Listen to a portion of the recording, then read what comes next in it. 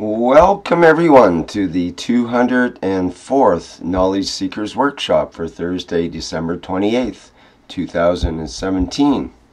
My name's Rick Crammond. I'll be your host today, and we'll be talking with Mr. Kesh of the Kesh Foundation, and also season's greetings to everyone who celebrates the holidays at this time of year.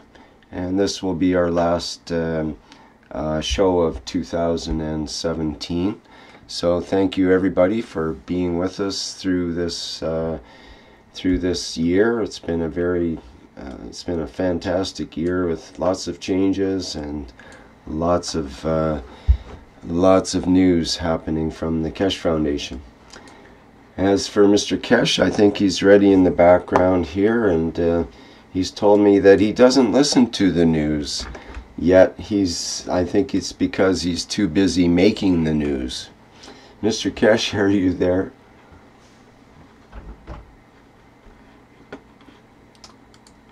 Hello, Mr. Kesh? Yes, Hi. good morning, day to you. As usual, wherever and whenever you listen to these workshops. What is interesting is we have done a lot of work. We have done a lot of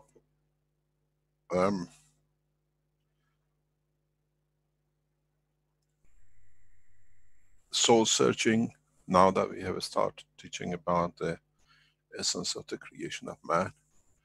And especially this year, we have taken a long journey, as Rick said, in trying to understand the essence of our own creation through understanding of a new technology.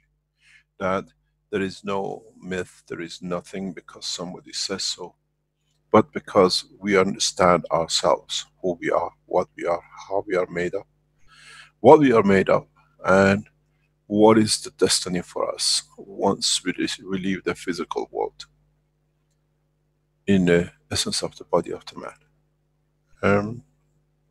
As I said, many people have written to me, and I get it from a lot of international organizations.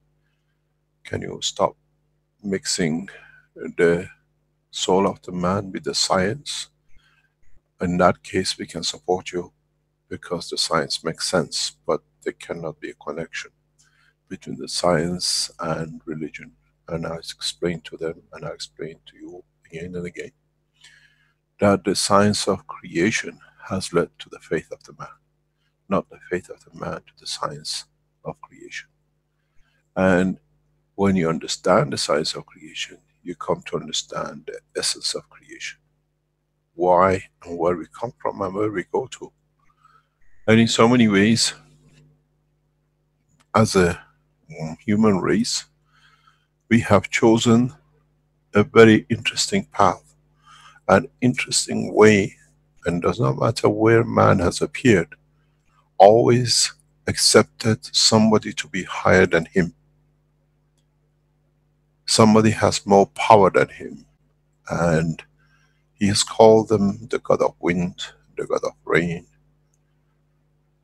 Then he has made the statues, and he's put his mind to the mind of the stone, and his wishes to the wishes of the bricks and wood, and in every shape or form he has considered himself not to be intelligent enough to understand, and that has created a channel for those who think can abuse these conditions to become in position of power, and adding to the ignorance of the man for them to rule.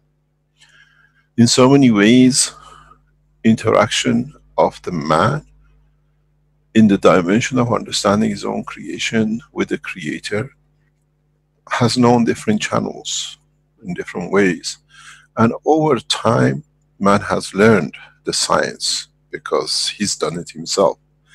And whatever has been brought to man for him to understand the essence of conduct of his own physical structure, he has called it a mystery, a God, a creator. And then has chosen different path of believing in it. And now that we try to break open this rigma, break open for everyone to see the reality, now it becomes very dangerous. Because the abuse of the man in the name of the man himself, as a creator of himself, they have become the intermediaries to control the soul of the man with the physicality of the man. In fact, what we have seen and what we see, what we call as a path of belief, religion or whatever, has become another, what I call strength length, strength of field, that instead of us internally interacting between the soul and our physicality, we call it our emotion. The external strength of it, we call it religion. And those who have found this strength, they emphasize on it. They can tune into it and then abuse it. It's very much, it's a mindset. It's a controlled mindset. Those who could understand it have used it. If I speak to you in the language of love, and you understand love, there's a microphone open in the background, please.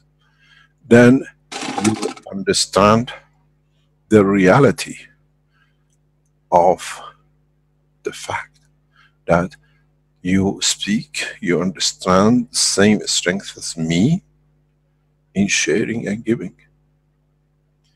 And those who could understand the strength of the abuse, they have created it and given it the name of faith. In fact, there is no difference between what we call religious belief, which touches our emotion, and pain, joy, sadness. But man, in the time, has found that strength. Wavelength, we call it in the matter state. And so has abused man. And have called it in every name you can. So, now we understand the totality, that the faith of the man is the conduct of the soul of the man in interaction with the emotion of the man. And then depends whatever you want to call it. God, sin, happiness, joy. And this is what has been part of these teachings. We elevating our own knowledge and understanding of our own creation, and now we can do. I was explaining this in a teaching some times ago, and if those of you who understood most of the teaching this year, you will understand this very easily. And those of you who do not, and who have not comprehended the totality, hopefully in the future you understand. I've said before, if you go back to star formation and you get a dynamic setup of 4 base reactors and 1 above, but understanding that the strong gives to the weaker for it to become strong and equal, and in that process creates a condition. And then if you understood that the soul of the man is a dynamic sun which is within the man, then you have 2 choices. Stick to the physical dimension of the spaceship program, or use the soul of the man to create the spaceship of the man in the depth of the universe. Or if you have elevated your soul further enough to understand the totality, 1 soul with understanding of the operation of the physicality, which is the distribution of the souls in collective areas as sub or taking part, gravitational part. The heart of the man absorbs, the lung of the man absorbs. You found 2 of the gravitational point, and the soul of the man, which is in the brain of the man, which is a giver on top. You found the essence of the, what I call the star formation within the body of the man. Or if some of you who have not gained that confidence, structure yourself that your souls, the essence of the creation of your own being, in conjunction to be a giver to the others in the star formation, can lead to the creation of the spaceship which can take man out of a position. You can do it individually or collectively, or you can do it in a physical matter. I see many of you creating these dynamic cores. The soul of the man is dynamic and of a highest strength known to man and in the universe. So man on his own can create his own dimension of travel within the depth of the universe, or collectively men can become and create that dynamic setup. Or if you are connected to the physical entity, you get to that point. What has happened in the past times, in the past year, I have tried in 4 years and over the past 10 years to teach the physicality, that you get confident, gain strength in the process. Then I have moved you to understand there's a mechanical system or it's a soul of the man. And some of you have started using it and understanding it. It needs a lot of practice. It needs a lot of understanding of one's strength to be able to achieve it. And once one achieve it, it's like that God that you have created and understood the strength of, and they could abuse you because of it, between the dimension of the soul and physicality, or the strength of the love. Either case, in either way, you become aware of the knowledge, and at that point you be enlightened and you become part of the man of the universe. You become part of universal community. And in so many ways, in the past centuries and thousands of years, all this knowledge in a hidden way was given to Moses in commandments. We know the 12 he brought down. I opened 2 of them to you in the past 6 months, and today I reveal the rest. Then you understand.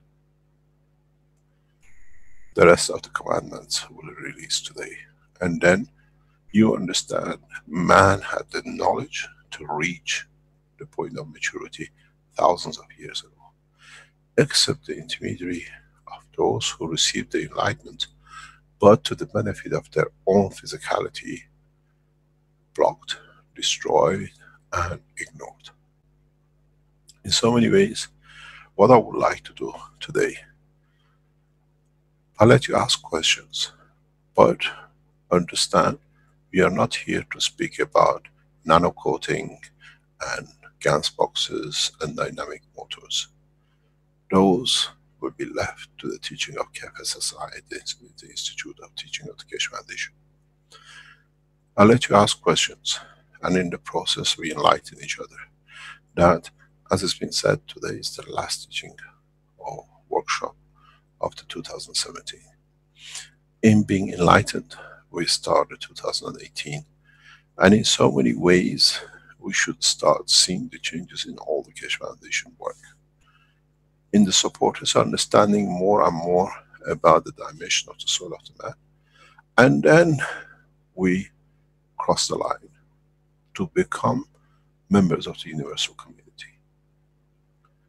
Would it happen in masses, or would it happen in individual cases, or would it be a collective work between the Universal Council, the Earth Council and the core team to facilitate? You will see the change of the soul in the members of the councils.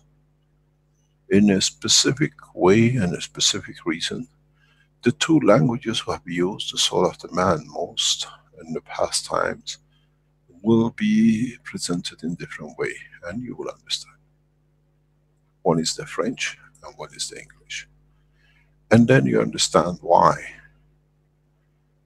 this process has taken place, because the language and the use of these 2 languages has brought more abuse on the body of the man as a race than anyone else in the past times. So by the wish and the will of those who wanted peace, it has been left out, that we can understand the totality according to us. Then if you understand this, in what comes as part of the commandments, you understand the totality. I would like to ask you, If you have any question which is relevant to this, we'll talk about it. But we are not a religious group. We are here to look at the totality of the facts and understand the physical process of our soul, and how, understanding the physicality of our being, we can use our soul to create new dimension and new craft. What I said in one of the teachings very recently is, are those organizations who put man into space use the knowledge of the science of physics and try to enter the world of universe, are meddling in the work of the God too? Are they then in the process of interfering with the soul and science and religion? Or we have found a new fuel, we have found a new system, and that system allows us to travel much faster and with much more clarity and safety in the space of the universe than those who chose the, what we call propulsion or jet or a donkey to travel. This is where the change has come.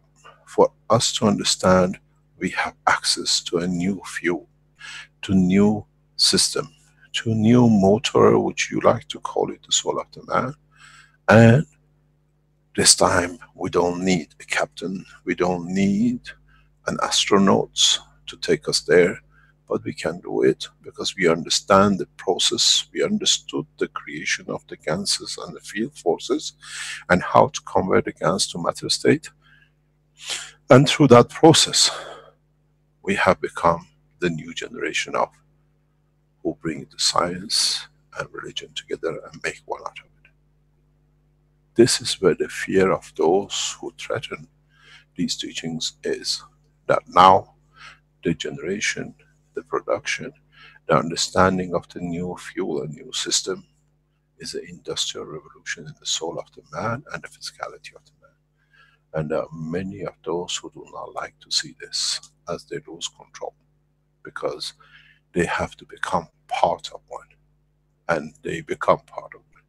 And this is what it is. Those of you who go into the dimension of understanding the new technology, the plasma technology, which is the plasma of the soul of the man, that is the sun, and its sun which radiates and gives, which in its field creates the earth, and through interaction of the fields of the earth and the sun creates the man, and then the intelligence, and that jet engine or the propulsion system for a rocket now has led for the soul of the man to complete its cycle and become another sun in respect to the sun of creation.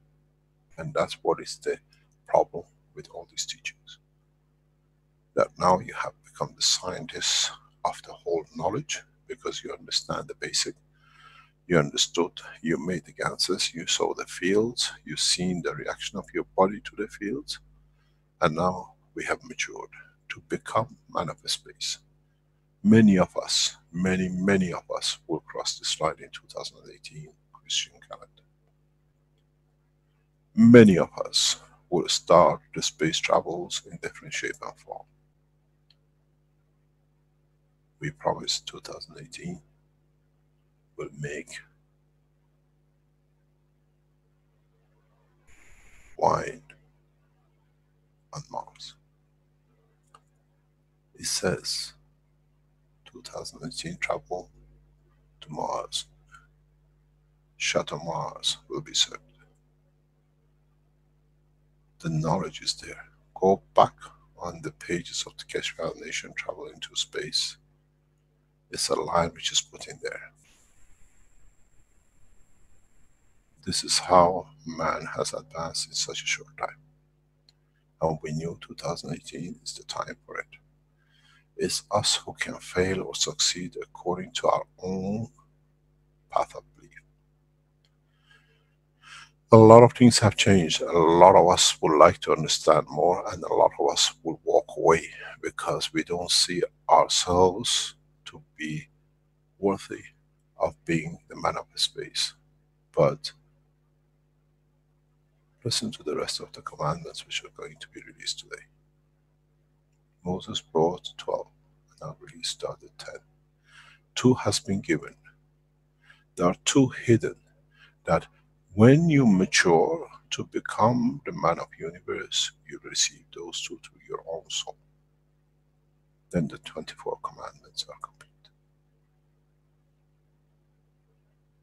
Any questions?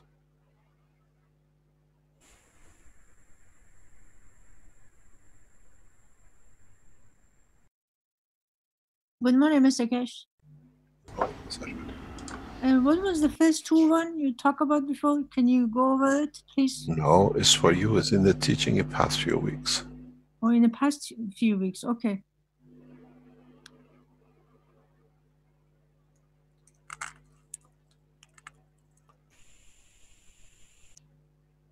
One was that thou shalt not lie, because Moses wanted to lie to his flock, so he had to break it. What you see in the 10 commandments, which Moses did not and refused to release, because it affected him personally in what he wanted to do, what he planned to do. But if it would have been released, it would have changed a lot of things for the man. And he could not have done what he did. And what we've seen with the followers and the then continuation of people of his path.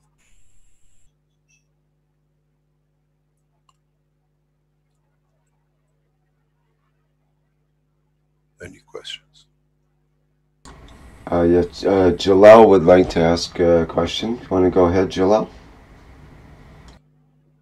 Good day, Mr. Cash. Good morning, Jalal. Mr. Cash, before you said Earth is a nursery, and the universal community, they are watching for everything, and in a way they are teaching us here on Earth. Why they let all this, let's say, evil come through for all these thousands of years? There is a rule in the universal community, and you will abide by it. When you become man of a space, when you become members or part of universal community, this is your obligation. You give, and depends on the receiver wants to receive.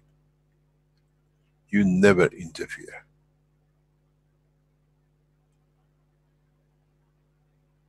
The knowledge has been given to man and elevated the soul of those who were supposed to be they were supposed to be elevating others. But in the process of time, man has chosen. Many times correction has been put in. If the intervention of the universal community has not been there, man would have been a wild beast as in the jungle.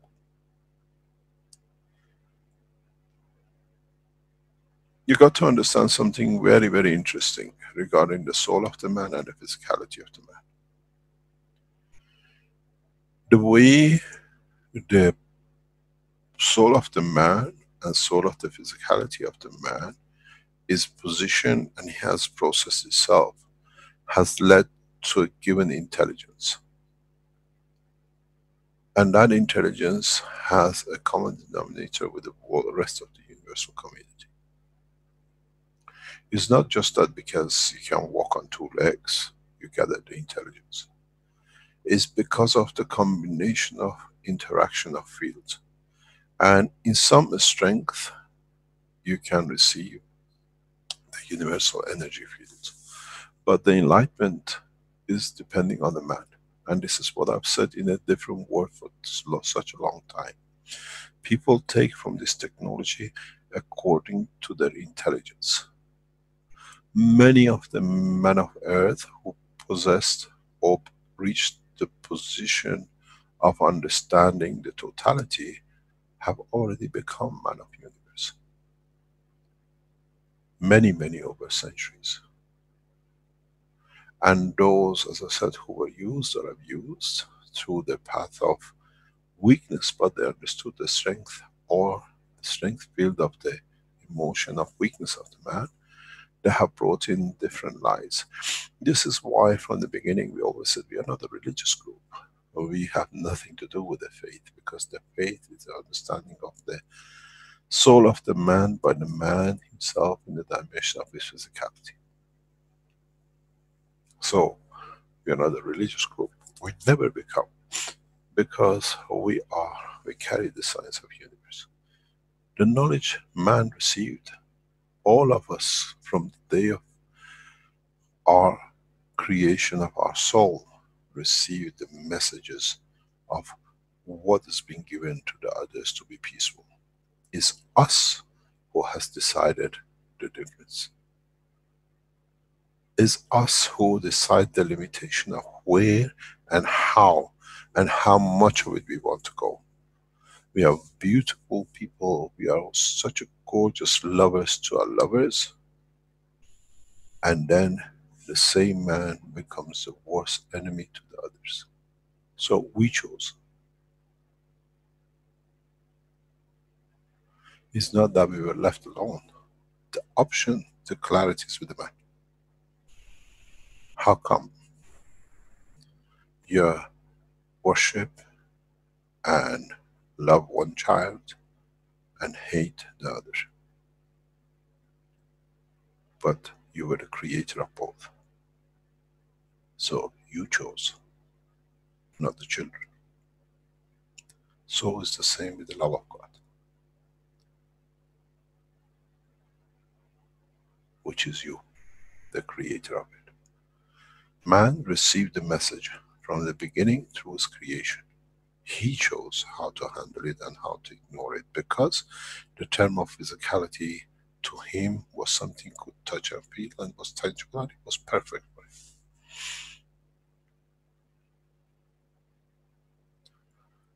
If we could, what I said, like the space agencies who use the rocket and the propulsion to get out of this space to become part of what you call another planet or whatever, call our work wrong, who's there to believe? Them who hide themselves behind the gates to lie to themselves, or you who see the effect of the pen, pads, maggraph systems, and you know you have access to a new source of energy and light. The message is being given. Man has chosen different ways according to his power. This is what I said, if you find the strength of the power, where man becomes power hungry, like a food, and you can elevate that soul to become equal to the others, there'll be no kingship. It was given to Moses, he refused to deliver, because then he couldn't call himself a king.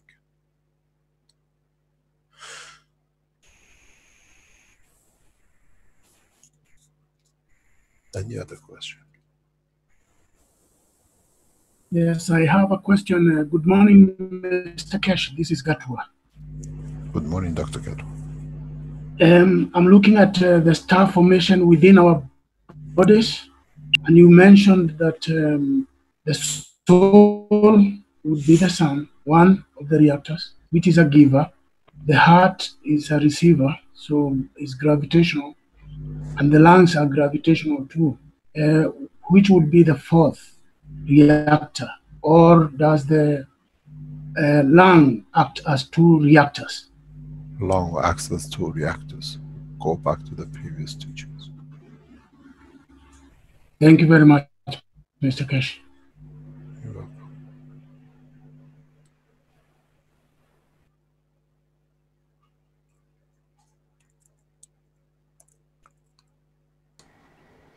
welcome. Fernando had a question in the Q&A. I'm not sure if he wants to actually ask it. Fernando, would you like to speak? Or I think Ursula sometimes has to translate for him.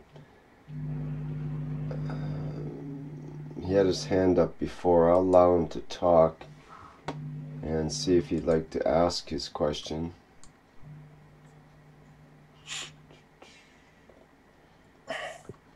Hello, Fernando, are you? Did you? Bueno, buenas noches. Yes, hello. Do you need a translator with Ursula? Maybe so. Ursula, can you translate for us? I'm here, yes. Okay, if you two can work it out so that we can get the question correct. Go ahead. Bueno, buenas noches. Un saludo desde México. Son las casi 3 de la mañana. Y me gustaría que Mr. Keshe respondiera una pregunta. Fernando, voy a traducir. Alors, c'est Fernando Rendon. He comes from Monterrey, Mexico. And you want to ask a question to Mr. Keshe. Es sobre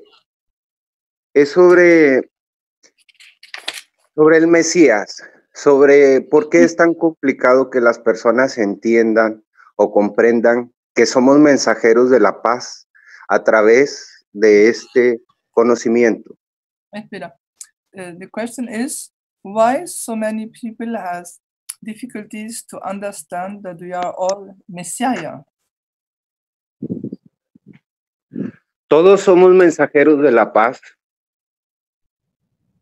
¿Por qué es tan complicado para las personas entender que se llegaron nuevos tiempos y que tenemos que ampliar este conocimiento para nuestra propia evolución? Espera. He asked why we are all so difficult to understand that we are all messengers of peace, and that we need to understand and have more knowledge to become a Messiah. Cada persona en este planeta que ayuda a otra persona que tiene dificultades es un Mesías, es un mensajero de paz y es un mensajero de amor. Everybody that helps somebody on this planet is a Messiah, and give and help and can teach others. Hacemos nuestro mejor esfuerzo en este planeta. We can make a big effort on this planet to become a better person. Pero no tendría que ser tan difícil para todas las personas racionales entender que todos somos mensajeros de la paz a través de este conocimiento. And it should not be so difficult to understand that we can all become a Messiah or even a better person.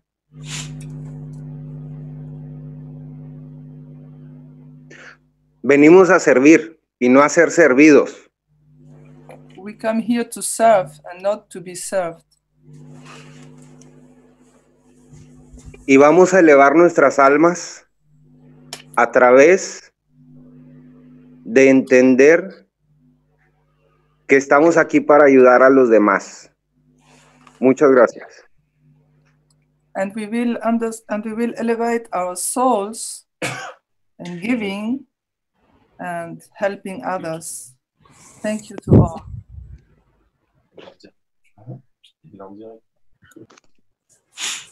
Thank you very much. I think there is a slight misunderstanding in the totality from the first question. We are all tired, but and not for others. This is where the rest of the problem comes. If we can give from our soul to the right way, that our conduct in physicality is in line with the conduct with our soul, we have become the savior of our own physicality. And that's what the Messiah means. It doesn't mean that you become Messiah for your son, your neighbor, your nation. If you live through the correct conduct of the soul without the interference of whatever in between, then you have reached the maturity of man. Where the conduct of the physicality is the mirror of the wish and the conduct of the soul of the man. A lot of us look for Messiah, that somebody will come and salvage everything on the day of judgment. The day of judgment, it was in one of the 22 commandments to Moses, and he took it out. Because then he knew he cannot do. I'm gonna tell you one by one the 12 commandments. You can read on the net. I asked Rick to be ready for it. Could we have the 12 commandments on the screen, please? And then let's add to it. And then you find out the knowledge has been correct from day one. And man would have not been here. This message, which was given as a formation of light, which is the essence of interaction of the Creator's field with the essence of the creation of the man, what you call as prophets, not in the word of God that man has converted it to. He felt, and that feeling was converted into writing by Moses, Buddha, and the rest. And this is where it comes. Buddha and others took the path of the soul in conduct of the man. The Abrahism came down through the physicality of the man to abuse because of the pleasures of physicality. And you see the difference between the two paths of the same message. The same light was used or appeared to all when they reached that enlightenment. And then the interpretation was done according to what they wanted to do or abuse or to give, not in the direction of physicality, but in the direction of the soul of the man. Would you like to read the 12 commandments, please? Just the headlines. The 12 commandments? You mean the 10 commandments, Mr. Kesh? There is 12 of them. There's 2 more behind. Okay, so 12 commandments. I look up 12 commandments in Wikipedia, like in Google, and I'm not sure what to go for here. We have like... Find the English one, otherwise we got to get a translation of it. That's definitely not it. That's definitely not it. That's definitely not it. Nope, that's, well, no, that's not it. Let me see, let's look it up again with Wikipedia here.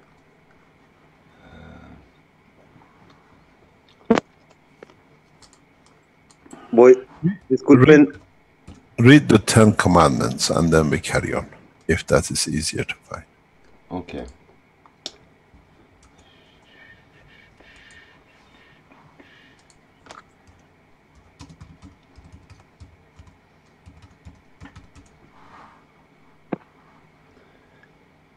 So, okay, that comes up. I don't think 12 commandments comes up.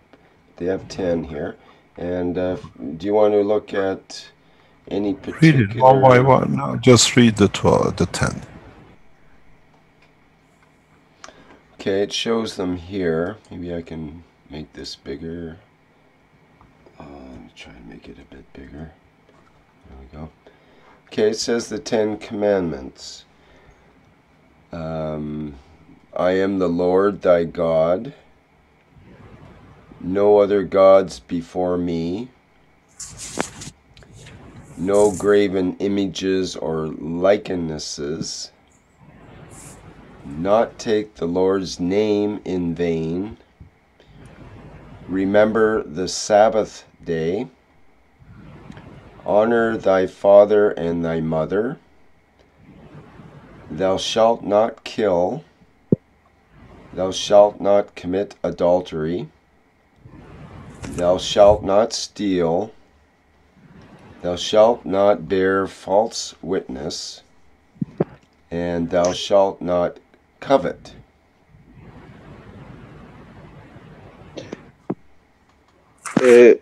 Disculpen, And this is everything at the bottom which Moses did himself. He killed. disculpen, había aprendido algo de algún texto y disculpen, es que es en español. El hombre, por su arrogancia, no quiere que nadie, ni siquiera Dios, le prohíba nada. Pero ¿Me dejas traducir, por favor, que es largo? Fernando, he is talking about a cause of this, the arrogance of the man. He cannot understand the knowledge. las leyes y mandamientos se hicieron para no autodestruirnos. The rules and the commandment have been done to not destroy ourselves. Yo le agradezco a Dios por eso. And I be grateful to God for all this.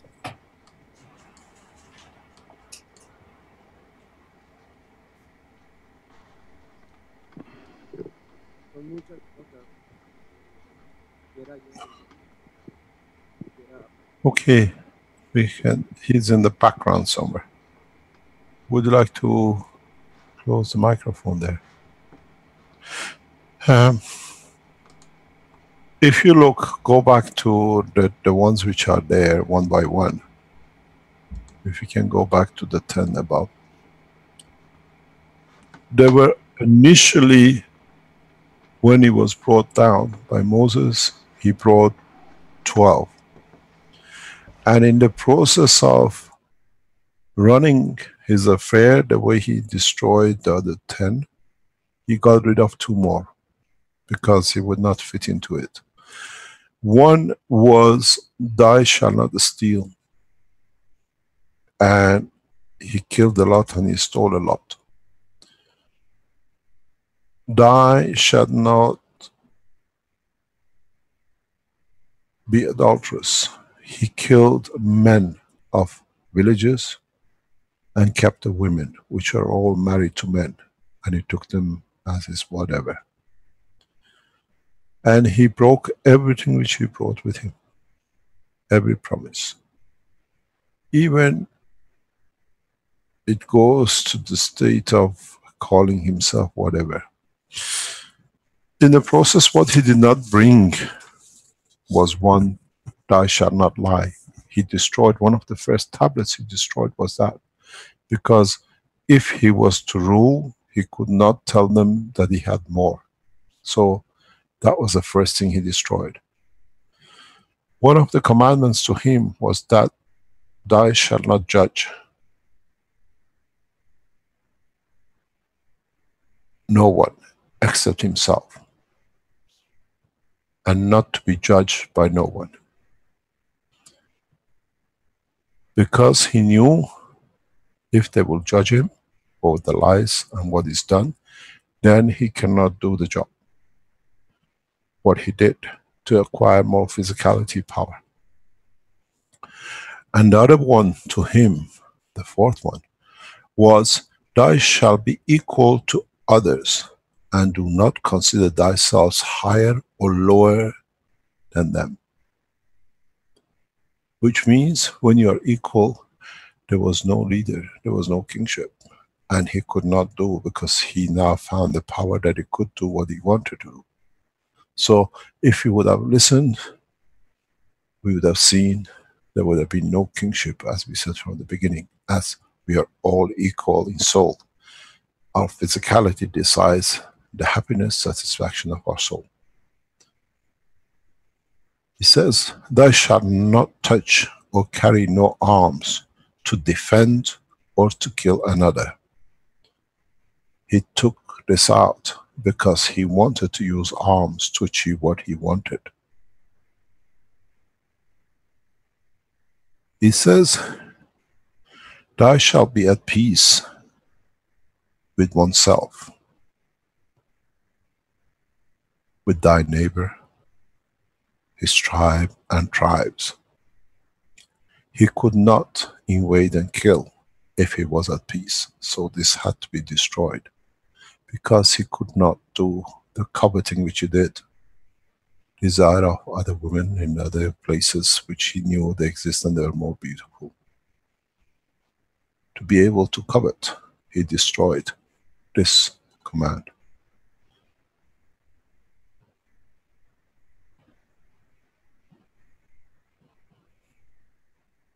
He says, thou shalt be the river of life and love, not only to thyself and thy loved ones, but in equal measure to his enemies. He could not create enemies and love them, so he could not do his invasion and killing.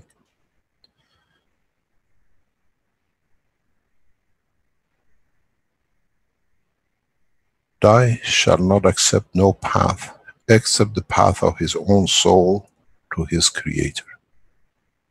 But he says, I made man in the image of myself. So it means the physicality had to follow the path of the soul to be perfect. He says, thou shalt serve his Lord, thou shalt serve his loved ones, and his own, as he expects to be served by the others. You don't like to be treated wrong, so you don't treat wrong. And one thing which is not put on the top, and this was important because then he could not rule on the name of God, was thou shalt believe to one creator for all men.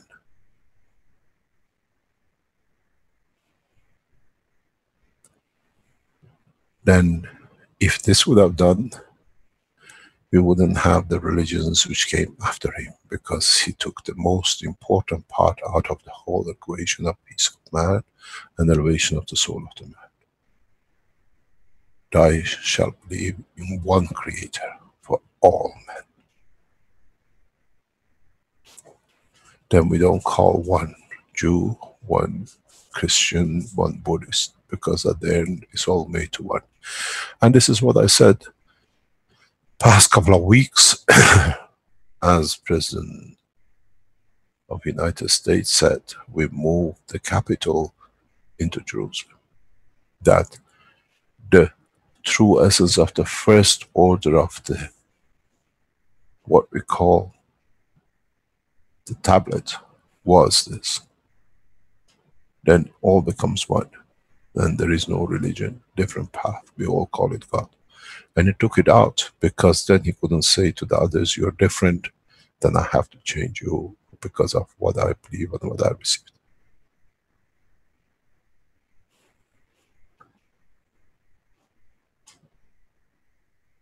Then you understand, when you receive the two, when you become to elevate to understand the work of the soul of yourself with your physicality, then it's complete. There are two missing which came down with him, but he took out. Because they were read to the others, so it wasn't to him anymore. Those two I release in due time.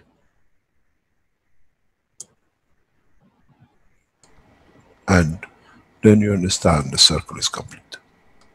When you mature to understand the work of your soul, through understanding the fields of it, through understanding of the operation of it, then when you hold your hand together and you see the light in the palm of your hand, you don't hold for you to watch, to enjoy the beauty.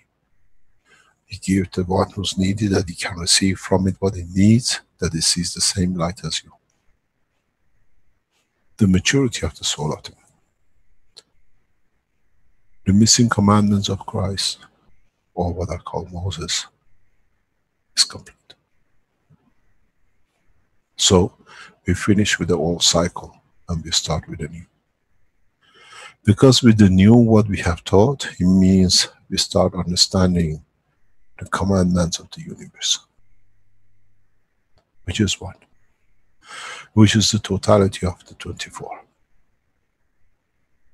Which is the mirror image of the Creator.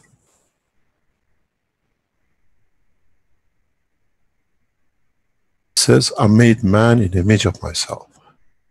Man made the image of himself as a physical condition from his soul. And it does not need the physicality, but he made the image of his soul in the soul of the man. Right? To go in the dimension of physicality, the interaction of the inertia of this planet, it created that physicality. So it could memorize and multiply in so many ways to create what it is. In so many times, the present scientists, those who are involved in the deep science of space and go in depth to understand, have already seen and understood this.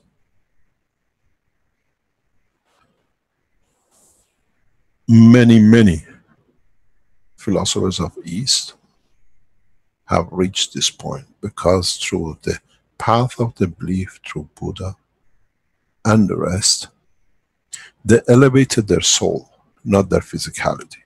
So for them it was easy to reach, to understand the position of the interaction of the soul of the man with the soul of the universe. And then understanding that they are part of the creation of the universe and not this planet. The Christian world, the Jewish world has been waiting for this commandments to complete for thousands of years. Now it's done. But the promise was, when they are done, then the man has reached a point of maturity to go into the next step. I have completed the balance 10. And I walked you through it very slowly in the past time. Now it's for you to elevate your own soul. And remember,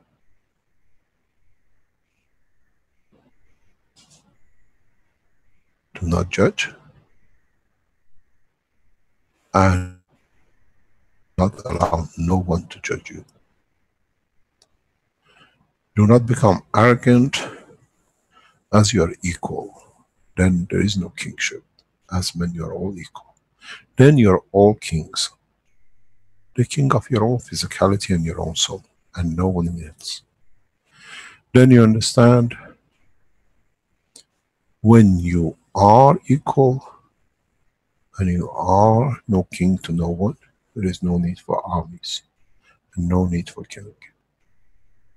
Then the whole commandments make sense.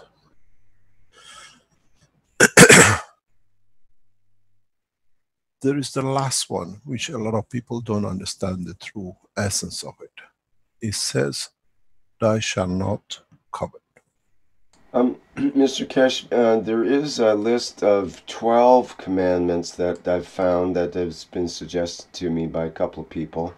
And maybe we could look at that because it splits up that last one from thou shalt not covet to thou shalt not covet your neighbor's house and you shall not covet your neighbor's wife.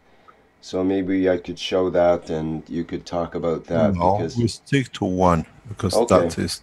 Okay, fine. The coveting does not come of dreaming of the beautiful wife of the next door neighbor or the man who you saw on the street. Coveting is for the soul of the man.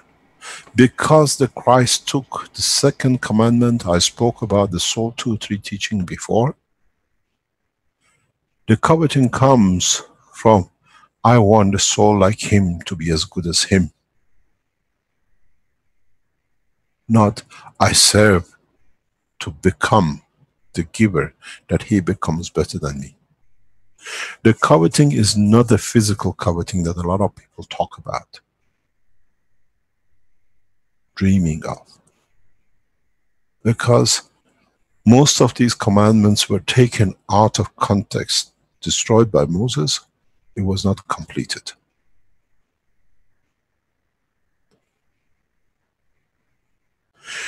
One of the things which Moses took out, he had to take it out, was "Thou shalt not rape."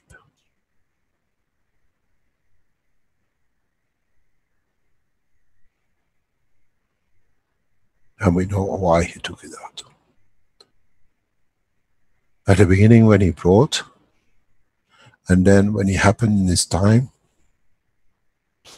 he could not tell people not to do what he did himself. Because he was already given to the high masters. That's your number 11. Rape did not mean physical rape, but it was rape of intelligence and understanding the soul of the man, to abuse the physicality of the man.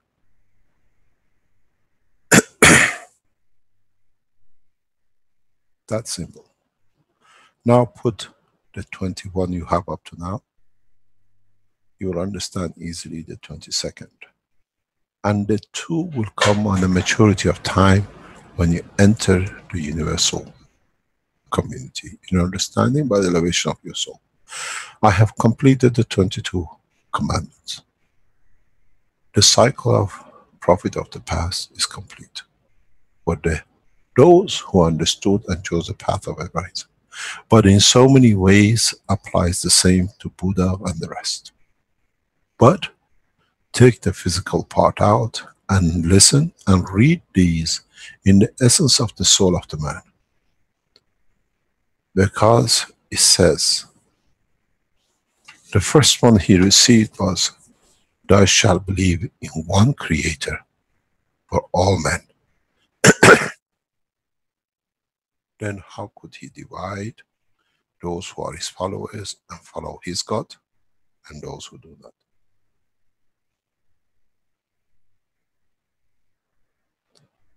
The 22 commandments are complete.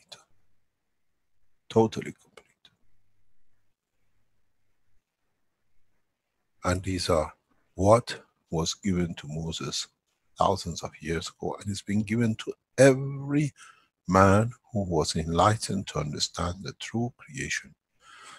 Be it the Muhammad, that's his name, be it the Christ, be it the Moses, the Buddha, those who call themselves prophet in the Southern American continent in time of the past, those who became the prophet of those in Australia with different names and features, those in the Far East, they all received the same. I gave the same, so it was equal to all children. It's the path which we chose, and that's what the difference is. The day of judgment, as he said, you never judge and you don't allow no one to judge you. So you're always aware of your own conduct that does not need to be judged, as is always correct. And that's what they took out. Because now, as you are not aware, then we create you the day of judgment. Messiah has come for many of those men who have matured to this point and become part of the universal community, or they decided to stay as men and serve humanity. Not in the shape of ropes to abuse children, to abuse others, to call themselves kings and the rest. We created these kings because the true message was taken out by Moses for every reason. And that's why we see most of these wars on this part of the world, where they have become part of. I was explaining this to Caroline in the past 24 hours. If you go back to the original tribes of man, there were no shoemakers or there were no fishermen. Everybody fished for themselves, and they all live in the same community. If they needed something, they took and they gave. In present language, we call them barter. And that way, everybody was dependent on the other's skill and what they became better at. And in so many ways, by creating these weaknesses in men who could understand the man's weakness, it created the influence of what they call religion, created the influence of what you call financial gains and financial monetary system. And with the teachings which now you have, and you have matured yourself too, you understand you don't need any of them. This is what I said, there are no bankers and there are no churches in the space.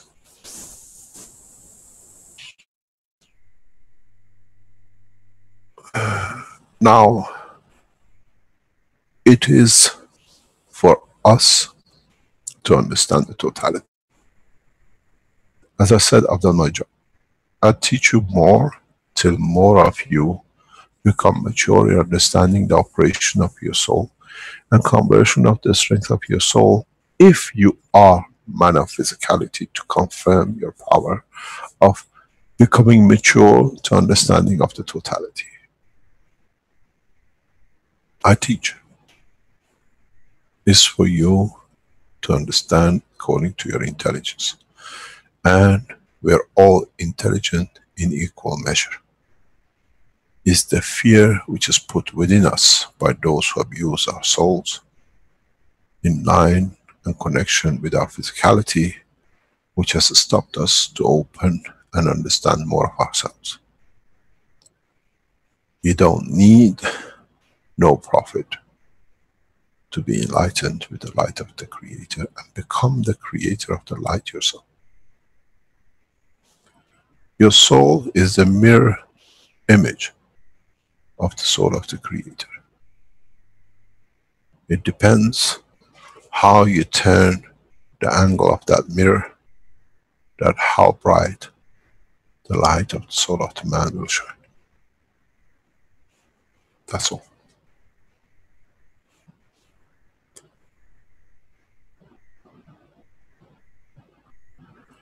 And that mirror is the physicality of the man, which reflects the light of the soul of the man.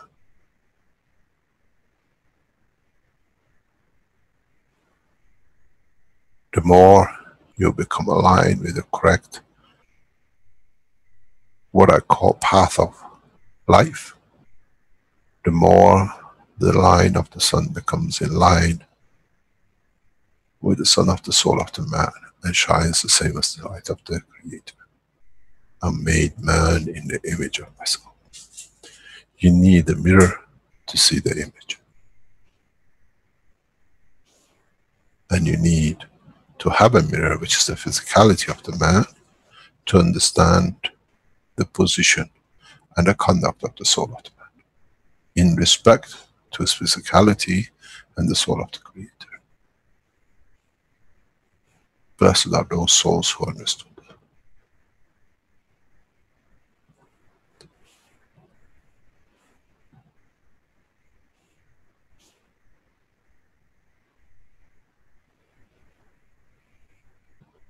Any other question?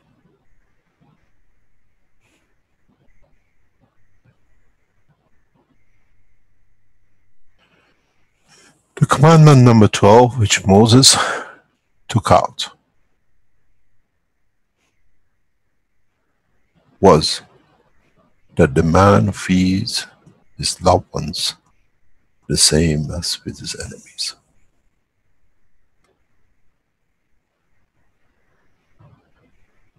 And he couldn't do that.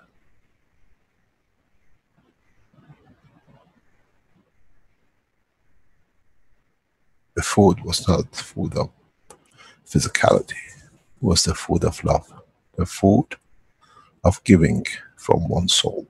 Because food to us, we work for it to earn it, to be able to consume it. He had to give from his soul the same to his enemies as his tribe, and he couldn't do. So he had to destroy it. Now you got the 22.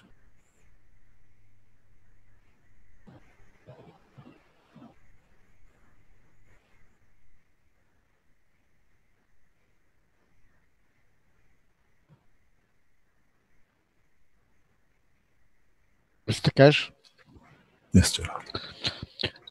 you said you forgive, but you don't forget. And in this way, you are not judging if you are not forget. In a way, how you approach this way without judging. The forgiving is the maturity. Forgetting, it shows the path to forgiveness. It's two different ways. One is the path and one is the way of living. When you don't forget, you will not make the same mistake. Or you know the path to reach to the same positions faster. You forgive because then your soul is matured enough to receive more.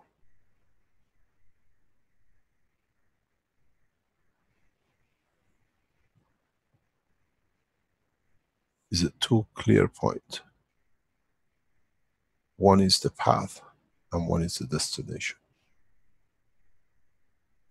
Not forgetting means you know the path.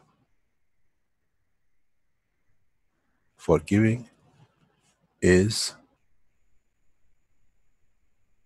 enough that you can give so much that it does not take much from you. But the next cycle, you know the path, you can reach it faster.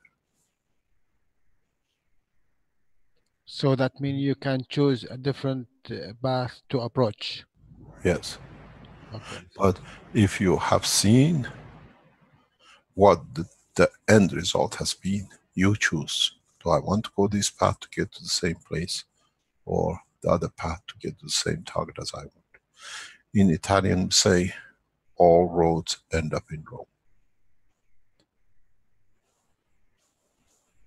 It depends which path you want to take to get to Rome, and what's the aim of it. If you lived in Italy, you understand this very clearly. Wherever you go, you see it says Rome. There's always a line to Rome. Doesn't matter if you come from the south or the north.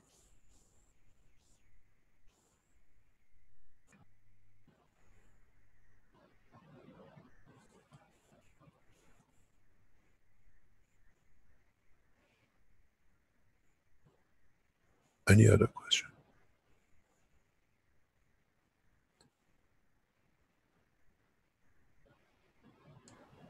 There is a question in the live stream from Sylviane, who says, Mr. Kesh, you said in a recent knowledge, I think a Knowledge Seekers workshop, that prisons should not exist. I am in complete agreement with you, prison being not the solution, love being the source of healing.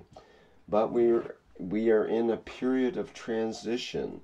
What solution is there for people likely to commit new violent acts? Thank you.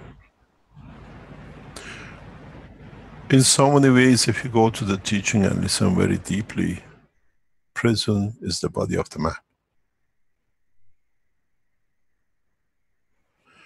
Not the physicality of the prison, as you call it. We have imprisoned our souls and conditioned it to so many wrong things. But if you look at it the other way, and you understood all the commandments, with this, there is no need for prison.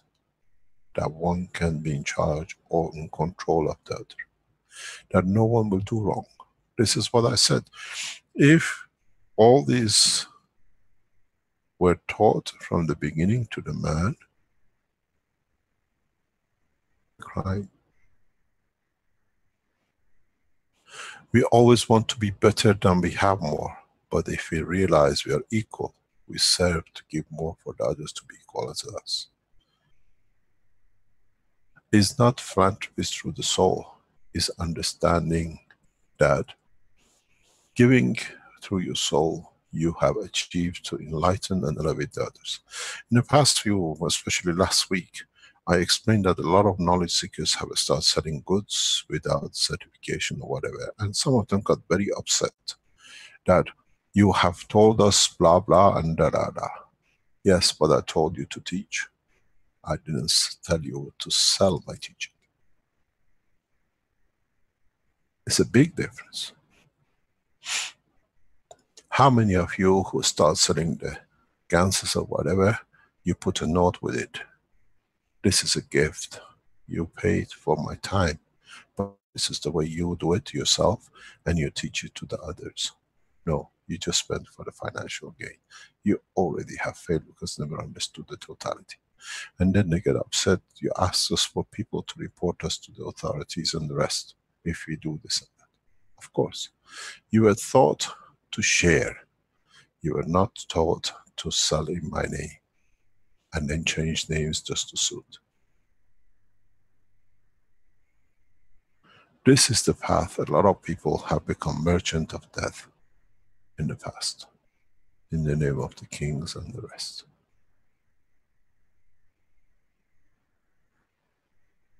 You got to understand, knowledge is given freely with the love and care. It's your soul who has chosen to abuse the others by it. In a way, you're becoming to do the same as what we see with the priests and the mullahs and the rest of today.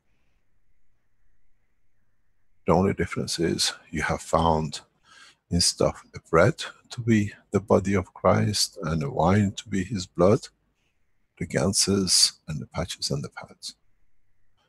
We produce them because the funds from it will release to others in the physical dimension. But we haven't seen you doing to anything. You just become more and more for yourselves. Teach my knowledge. Don't sell my knowledge for your own benefit.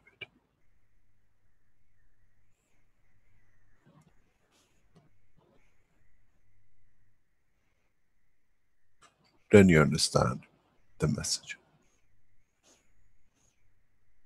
I teach freely. You teach freely. I give unconditionally.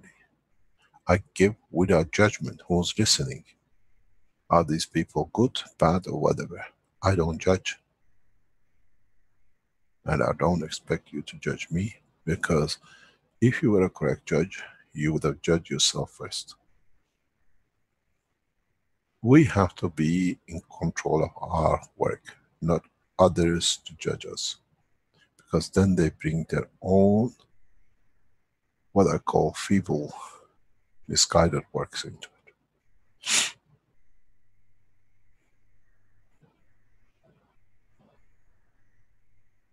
When a man needs a judge, it means he is not mature.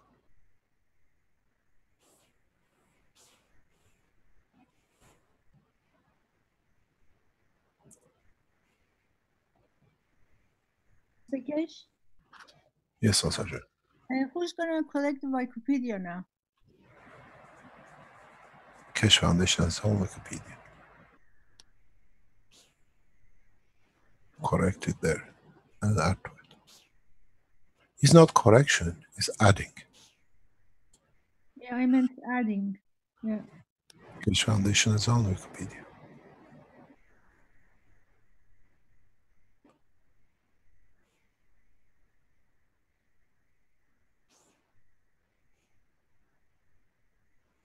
Any other question? Good morning, Mr. Keshe. This is Boniface. Yes, Barnabas. Thanks for what you can clarify. We just lost you. We just lost your voice. Okay, can you hear me now? Yes. Okay, thank you. Perhaps it will be helpful if you could clarify what you mean by judging. And because there's a school of thought that says when we look at someone's behavior and evaluate whether they're doing right or wrong. Stop. I'm going to stop you there. The judging is man's being aware of his own conduct. That's all.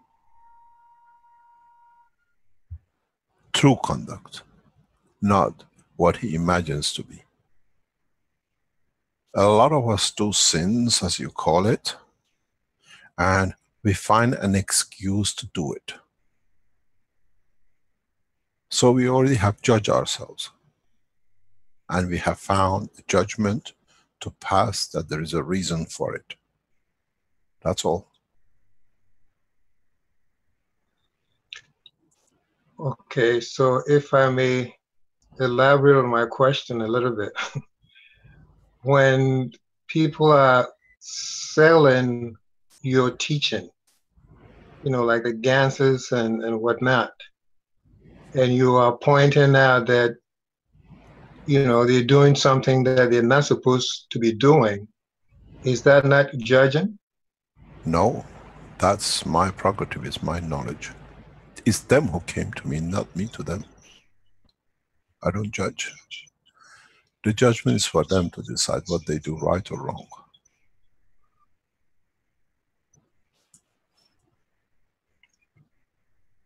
You have to always clear your point, why you made the system and how it's got to be used.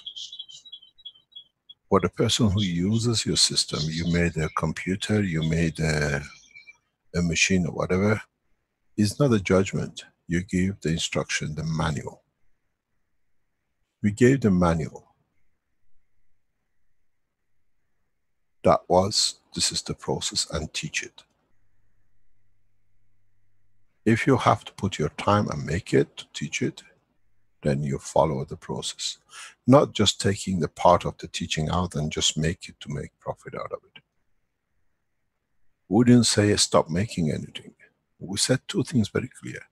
Do within the law, which is the correct way. It's you who's got to judge, am I within the law or not? Secondly, we said, when you do, teach. There are many people who start running workshops around the world in my name, and we see them disappearing because they open these workshops only for the profit of their own pocket or whatever they could do with it. We had the peace conference in Italy, the first peace conference, no, the first peace conference in Italy.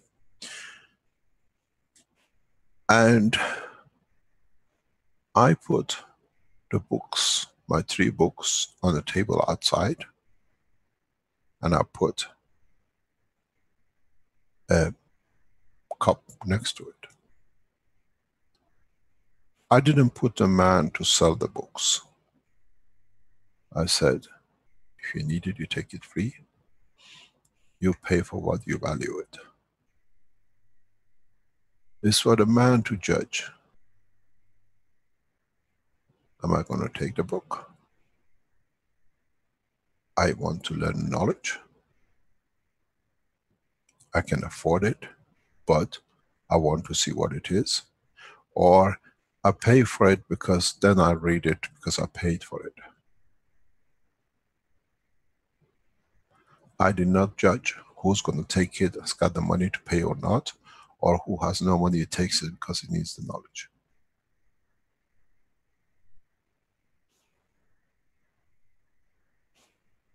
The judgment is by you. The system has a manual. If you don't use it the way it's written, you will not get the same end product. There's no use heating up the milk and adding the lemon the wrong time to it, depending on what you wanted to make. It's the same heat, it's the same milk, and it's the same lemon. Would you like cheese?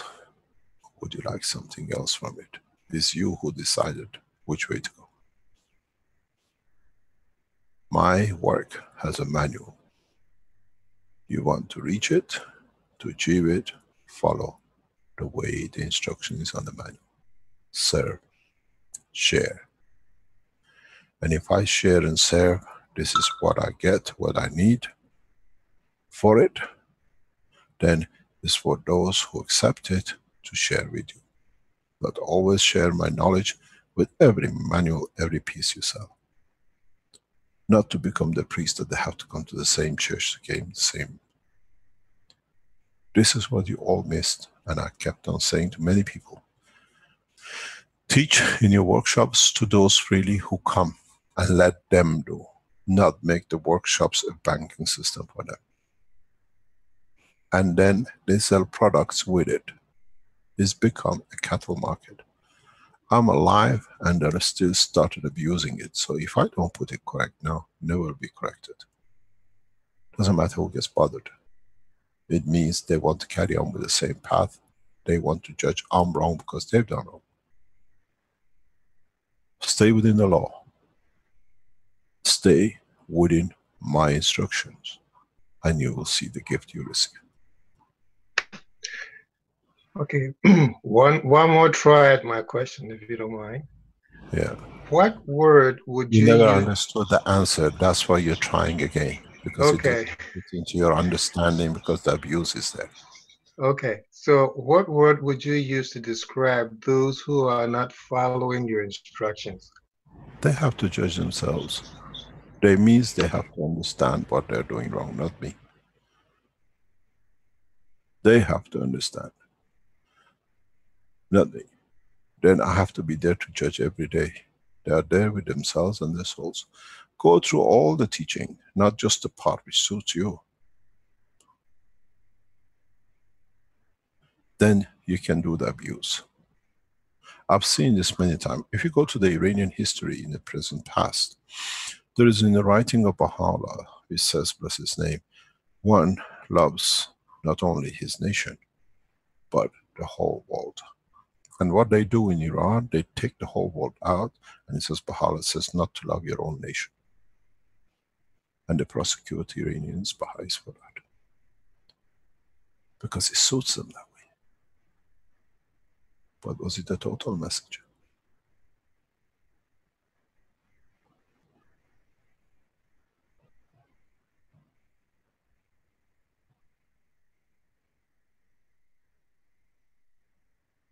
He says, do not love your nation alone, but love the whole world.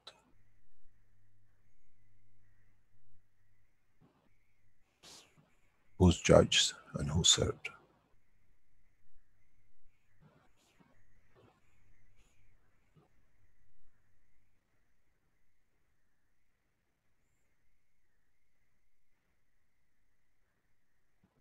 You understand, I have no fear for my life. I can speak the truth and the correct. Those of you who have fear of what might happen to you, you adjust it the way it is.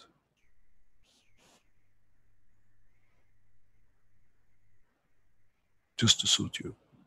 I don't need to suit no one. I just need to be correct with my own soul, that the message is done correct way and is given as a whole. But in the steps that it can mature the man, not to flood the man, to drown the man. You know the story of the king who came from the desert and knocked on the door of the old woman, and she opened the door and says, I'm thirsty. It was a thirst for knowledge, if you translate it the other way. The woman went in and came back with a big bowl of sweet water with a lot of straws on the top. And the king was thirsty. And he had to keep on blowing the straws away that he could drink as fast as he could to satisfy his thirst. And then when he satisfied his thirst, he turned on the woman and says, you stupid old woman, why did you put out the straws in there? Couldn't you see I was thirsty? She said, if I were giving you without a straw, you drank the whole thing in one go, you would have killed yourself because you've been thirsty for such a long time. This way he took the knowledge, the thirst, slowly with the water away. And that saved your life. This is the same with my teaching. If I give it a lot, you will hang yourselves because you don't understand it. But I taught you the same, with a lot of straws in it. Make the mistakes, let you make the systems, let you come up with the new positions. Otherwise I could have shown you the flying system and the creator and the soul of the Christ from the day one. It's my wisdom. and your hunger to bypass everything.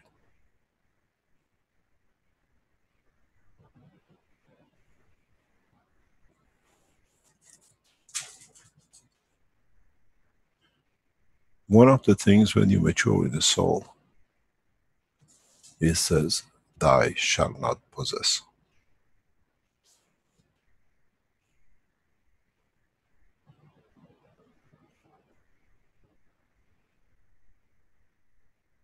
Possession brings kingship. Possession brings demolishing others. When you share and you serve, you don't possess because you all possess the same. You only possess something when you don't have and you want to get to have. Now you find number 24.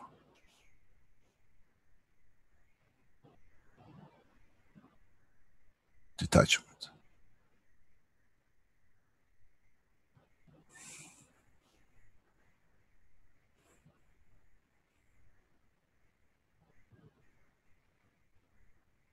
I remember seeing Moses when he received. He was so joyful, he was jumping up and down.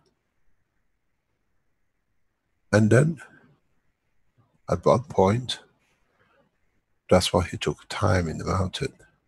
When you start reading it to understand it, that he could interpret it in physicality, he saw a lot of it wasn't what he came up to the mountain for. Said to him, take the whole, not the part.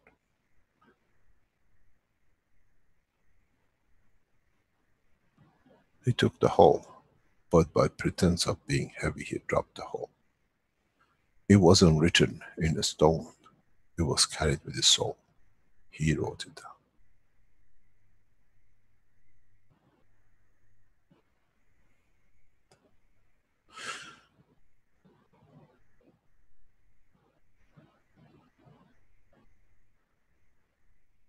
The heaviness was on the soul of the man, not on the weight of the stones.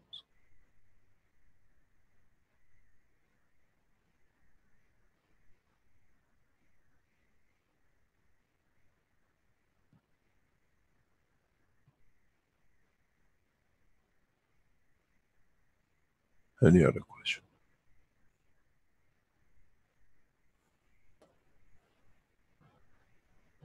Well, it's interesting. We have David had his hand up before, and now we have Peter, Paul, and Mark. All the biblical names seem to be coming up here. I think Paul is actually maybe not Paul. Do you want to go ahead from Paul Smaltz? Can you hear me? I didn't think it was Paul. Paul is not actually Paul. Paul is Lynn. Yes. So Lynn is more of a night owl than Paul. My question... Could you explain to us where you're from, please? Oh, yes. Lynn and Paul are from Montana, USA. And You're the couple who Paul is the veterinarian? Yes, that's correct. And you got upset by what I said last week. Yes, I did. And I hope now you understand. I do, and it's, I'm going to have to think about it. It's a quandary that I'm in, because what I do is, for example, today someone was here at the house and talking to me and talked about her sister, and I had given a group of women some gloves. I said, do any of you have sore hands? And they all said yes. So I gave them all a set of gloves that we had treated with plasma water. Well, one of the women was here at my house today, and she said, well, if you don't mind, I'm going to give my gloves to my sister because she has arthritic hands. I said, well, they're yours. You can do whatever you want. But I said, let me just give you another pair. But you see, let me stop you. Okay. This is where my dilemma is. You did, out of your generosity, give the gloves. We say in English, Give a man a fish, you have to feed him whole life. Teach a man how to fish, he feeds himself. The problem with the quandary with you is, when you gave the glove, did you tell them how it's made, that they can make it, they don't need to come back to you? This is what my problem is. The gloves are baby steps because nobody. Doesn't matter, does not matter. This is what it is. Some of them will never come back to you. One came back.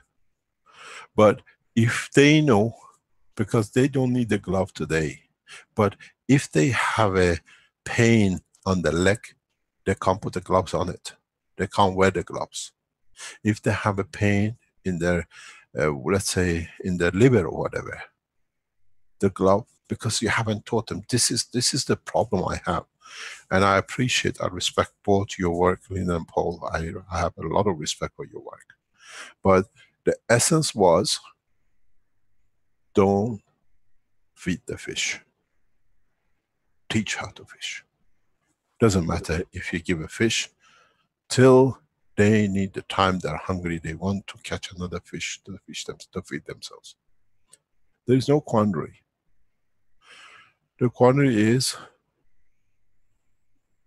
leave, give, and teach, but on the basis of, I did not tell you, I give you something, a patch, come and take and use it. I taught you how to make a patch. You were taught, explained, even in the medical teaching in which you are present. Whenever I attended, I explained in detail the process, what it does. People can't understand the process, but they can understand the basic. Teach my technology, teach my knowledge. But understand, you're just a messenger, not a one for people to come back to you to ask for the next message. What was the message? That you keep the book hidden. It's on the internet. It's well told. So I understand your problem. I understood your what you wrote to me. But I hope you understand my quandary. My quandary is, I teach and I serve unconditionally. I don't ask for you to pay to come to these teachings. Whoever is paid, get the entrances on the football match, pay and watch. So your soul and your conduct has to be the same. Mr. Kirsch, can I say something? Yes. You know, I think perhaps there's something going on. I think sometimes people's intention is, especially some people who are in known and knowledge, they want to attract people. Sometimes, like Paul and Lynn, they want to do something for free, so to see people get their attention, then they can teach. Because in my experience, anybody comes in and asks for a dance or something like this, I want to teach them. And I said, look, if I teach you, you can make it at home. Even the other day, 2 days ago, somebody from Shiraz, you know, they're trying to use the knowledge for healing somebody who is really sick, and I'm instructing them what to do. But then I asked them, I said, look, I can come, fly to Shiraz and come and create a station for you guys and teach you as a group, so you can create it. And they just said, no, it's not necessary. So in my office, I even tell people, look, I have the basic. You see, Azarjan, you leave it to them. You understand? Yeah, but you know, always they say, give me the GANs. I don't want to, you know, so I give. Yeah, but tell them there is a manual. You read it. This is what, okay, I give it this time, but make it yourself next time. This is the difference. If you want to come, you have, you see, I can bake a cake at home, and I know how to make it the way I like it, but I don't have the time. I go to the baker. I said, I want the same cake as you gave me the recipe for. It's a big difference. And this is the knowledge. One of the reasons I put it this way and I teach it this way is, we have opened the universal community to man. you're going to have a lot of problem in paying and getting paid in the space. So you have to learn that you give unconditionally. And when is need that your soul sees the need, receives the knowledge unconditionally too. It's understanding in a different way. It's not just giving a patch. We don't open the factory in Accra or whatever and putting patches on the street. No, we accumulate to teach, to give to the others. We are not what you call the guy who takes from the poor to give to the rich. No. And we don't take from the rich to give to the poor. We take the money from the rich, the ones who can afford it, that by giving to the poor, the blessing of the soul elevates the soul of those who provided them. This is a difference. This is what we got to understand. The game has changed, so we try to fit it in what we know at the present time. You know Robin Hood? Do you know where the term Robin Hood comes from? Rob is stealing. Hood, the man who was stealing using what nobody knew what's under it. Taking from the rich to give to the poor. That's where the name Robin Hood comes. Stealing under the cover. This is what we have ended up with. We are there. We give for those who can financially do till we elevate the whole. And then we give to the poor. That the blessing on receiving goes back to the rich man who made the payment. This is very much what I taught in my teaching. Everything is in line. I said the man who makes the gun carries and receives the pain of the soul of the soldier who shoots the bullet. The man who's the director of the arm factory is the same. So is our work in the condition of the Accra or other factories. The man who pays to buy a bottle of water or a power generator or maglev system or the patches which are made, his money is paid to supply, to give to those and educate and bring facility for the rest of the people in Africa. That the blessing of the one who receives the water and the pain does not go to me, goes to the worker of the factory, goes to the man who bought the bottle. There is no difference in work of the creation. It's us who have to understand the totality. This is what I said. My instructions is on the table everywhere. Anybody can go on the internet and make it. You can't, we make it, but what comes from it is shared by the others. In a way, I become the merchant of the elevation of your souls. I arrange factories to sell so much that they bless you from what you provide them, that in a way I become just as part of the system. I live a good life. The man who bought the bottle because he needed it has paid to live a good life, and the one who receives from the benefits of the work of the factories has a good life too. Because in a way we don't rob anymore and we have no hood to cover us. We work as one in the openness. It's our judgment. It's us, we judge ourselves, not the others. This is the difference. You teach. I teach. People come to me. Nobody comes to me and asks for a patch. But you are there because I teach.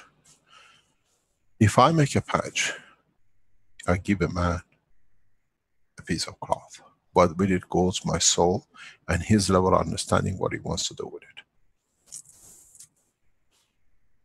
I don't give a patch because they tell them, go on the internet and read it. It's there.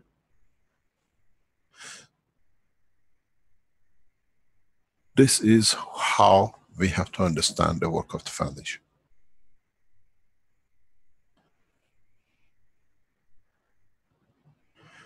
In the coming time, we work to teach.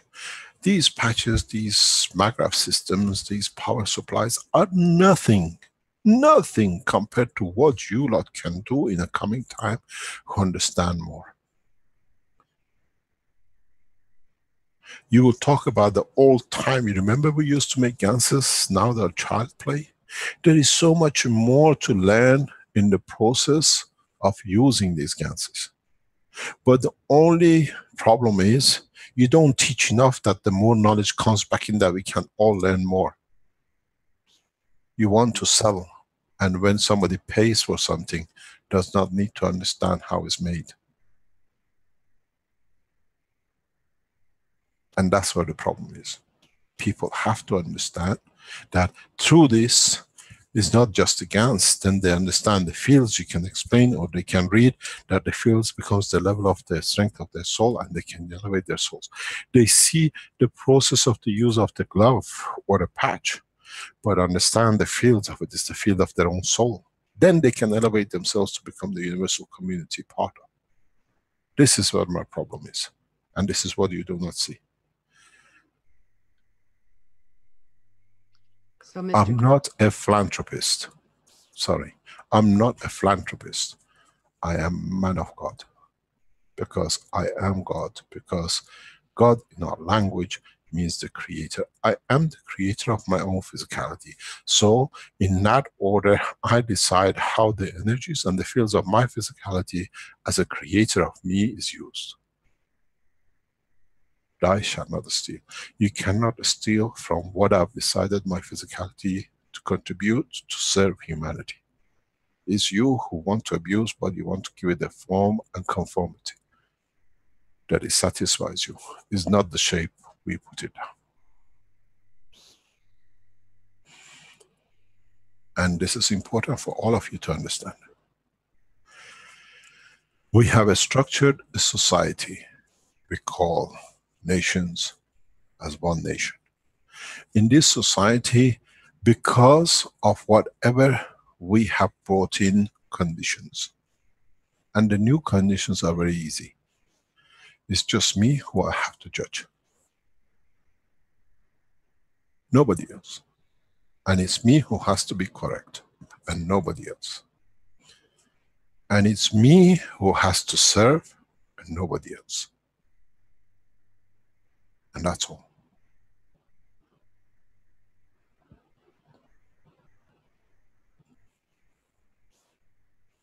I hope, Paul and Lynn, I answered your question, and I hope you understand. I appreciate your work. I highly appreciate the knowledge you have brought and you bring. But slight correction saves you a lot. We are not here for elevation of the pocket of the man. We are here for elevation of the soul of the man. And it's what I said. The man who makes the design of the gun shares in the pain of the suffering of the man who shot the bullet. So is the benefit of the soul in teaching, in receiving, when you relieve a soul from his pain. Then he can share. When the soul is in pain, he takes most of the energy to compensate for his pain. When you elevate the man and alleviate his pain, he has more to give back to you and to his society as a soul level.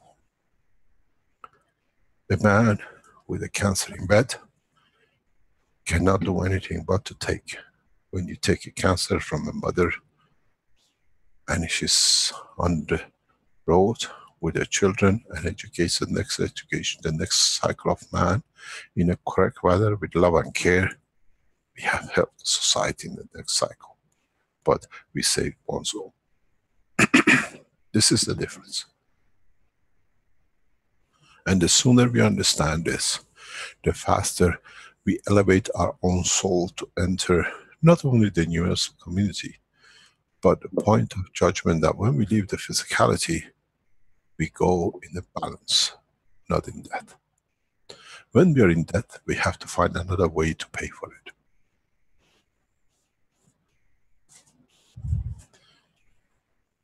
Any other question? I'd like to just add one thing, that when we provide things for people, especially the energy station, we have instructions on how you can make patches to share with other people. And we have videos on the website to explain more about them. I used to send about 12 pages of information, and what I found was people did not read it. So I sent less information and said, here's where you can find. Don't do that, please. Don't do that. Don't become the judge what they don't understand. Let them judge themselves. You understand? I do. Let them, it's there. They might read one word in one sentence and enlightens them to something new. When you judge they receive too much, then you are back in the same wrong track. Make it 20 pages. Make it 100 pages. It's for them to search for it.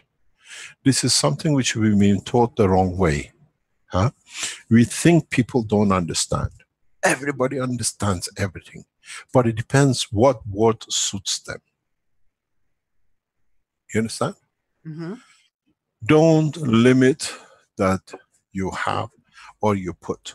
I've been to you because I had to go and look at what was said to me, what you wrote, and a couple of other people we have been in touch with, or we have told them, we told a lot of people to correct your way, is that you're all doing a good job.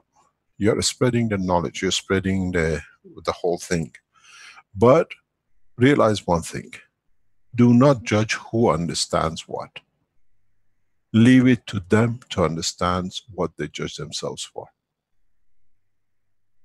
Do you understand? Do not limit with 10, 12 pages. You have a beautiful website. You teach a lot. And that's how it should be.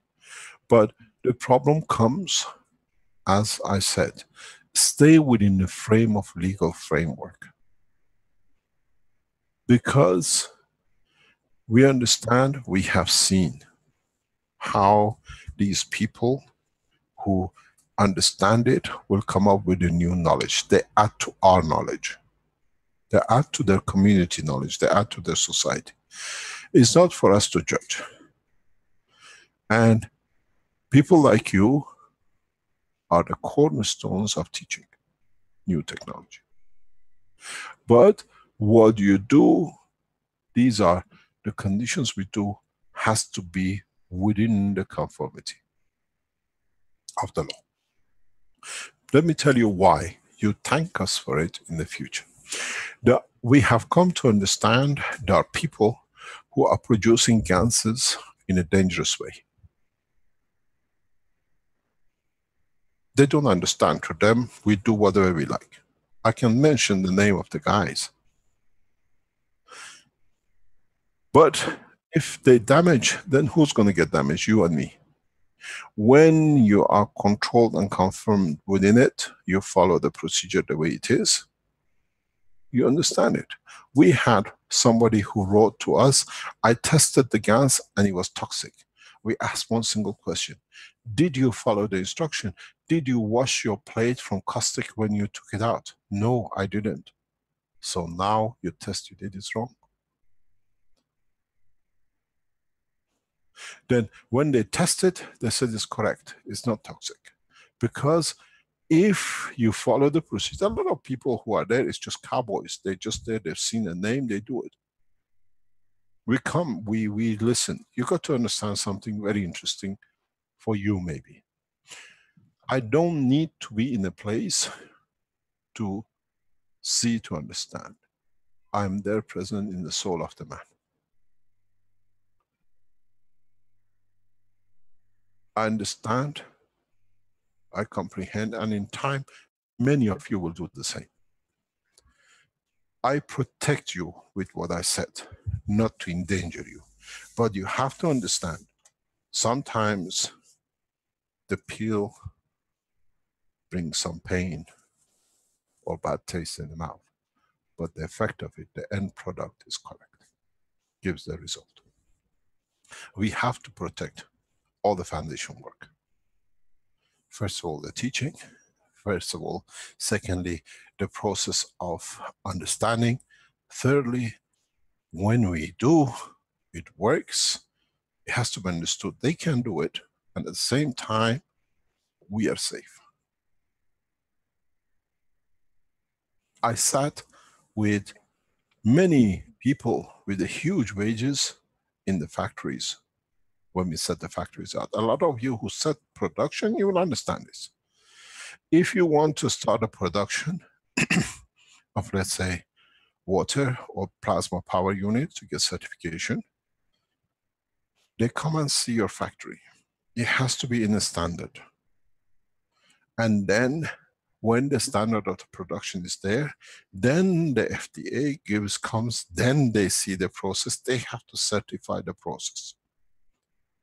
A to Z takes between 7 to 12 months minimum. When they come to inspect, you don't say we made it. Your workers have to be there, they have to see the process, how they do it. What do you do?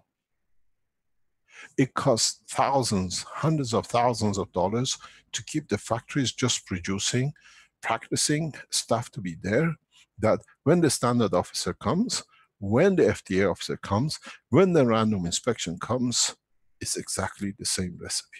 It's not just for us, it's for every production in the world. So, to be correct, we spend a lot of money.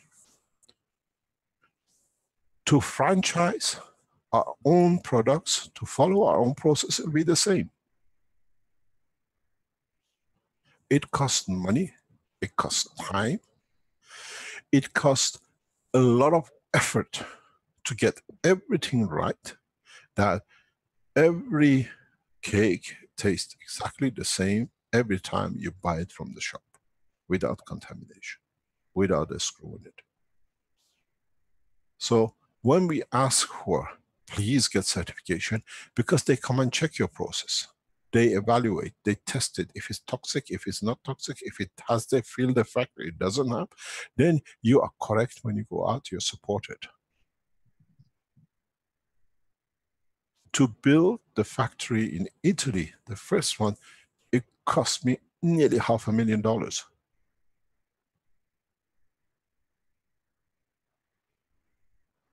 We built the factory, 22 people, 24 people were there every day building units, because when the inspection came, when the certification was made, when this laboratory test was done, all came correct. We get inspected every day when we run. They just walk in from FDA. They walk in from standard board to see if it's followed. And do you know what is funny? These people who you see in the background writing, they encourage them more to come. And the more they come to inspect there is something wrong, the more they learn, the more support the foundation. Nobody has helped the foundation more than those who opposed us, because we had to keep correct. And being correct has brought enlightenment to the scientists who understand the process now, because coming there so frequently, they are promoting us. I ask you to be correct, to sell goods with certification, because first of all, nobody can touch you. Secondly, nobody can say there is something wrong with it. Thirdly, it gives us a reputation to be correct, not to harm anybody. We are trying to come to achieve a standardization worldwide on the gases and all the products, but this takes time. It's a new technology. We are using the most reputable research centers, laboratories that all the governments accept, that when we put the name of the laboratory which is tested, it means already credibility. Please understand, we are not there to harm you. We are there to protect the foundation, to protect you, and to deliver a correct product to give the right result, that people, by receiving the right result, support the work of the foundation. Today, as we speak, the Keshe Foundation management team has not had a Christmas holiday. We all worked. Those are Christian and non-Christian. And those people who work behind us, we haven't had a shutdown of the Keshe. Keshe Foundation has not shut down with the factory production and the management team. We are 24 hours serving.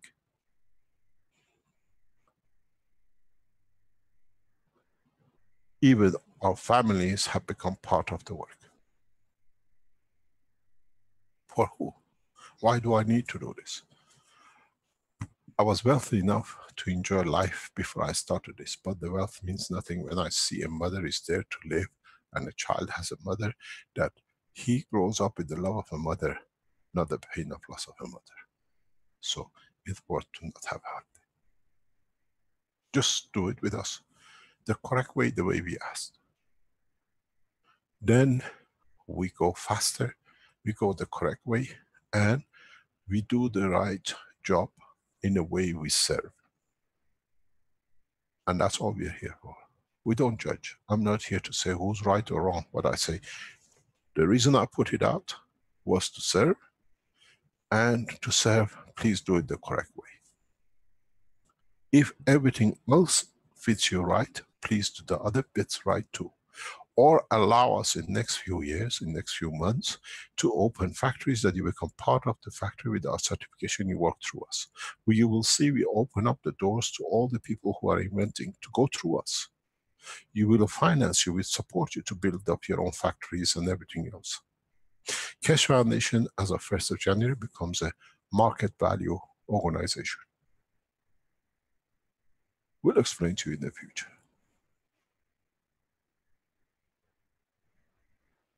We become one of the most organized, publicly supported technology. We need no government support because the humanity will do it. We explain the right time, the right way. Then you understand. There will be and there is enough finances to support the work of you, Paul and Lynn, in the right way, but through the right conduct. You are there to do the job, but do the job the correct way. You don't sell the patch, but you provide the teaching. You sell it, but this is the way it's made. Does it need the FDA? Does it need FDA? Does it need to be the correct way? Have I made it the correct way? The manuals will all come out. We have not made the exclusive company for us to do only. We have made a common industry for all of us. So we have to be correct. All of us have to be correct, because if one of the fingers hurts, the others can't operate the same.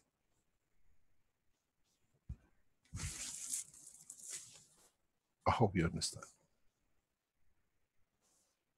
We are here to serve you the correct way, but please follow the manual that you get the same product. We're serving humanity.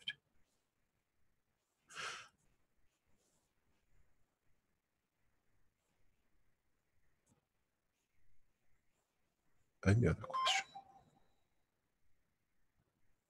Any other question? We had Peter with his hand up. Peter, do you want to go ahead with your question? You'll have to unmute your microphone. Hello, Peter.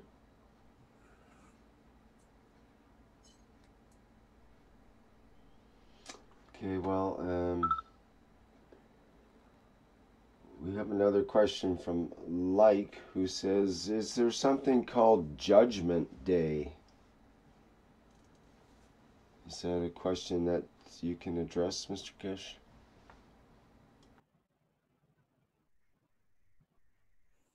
What do you mean? I think we'll have to get, I can have him, allow him to talk and see if he can clarify his question.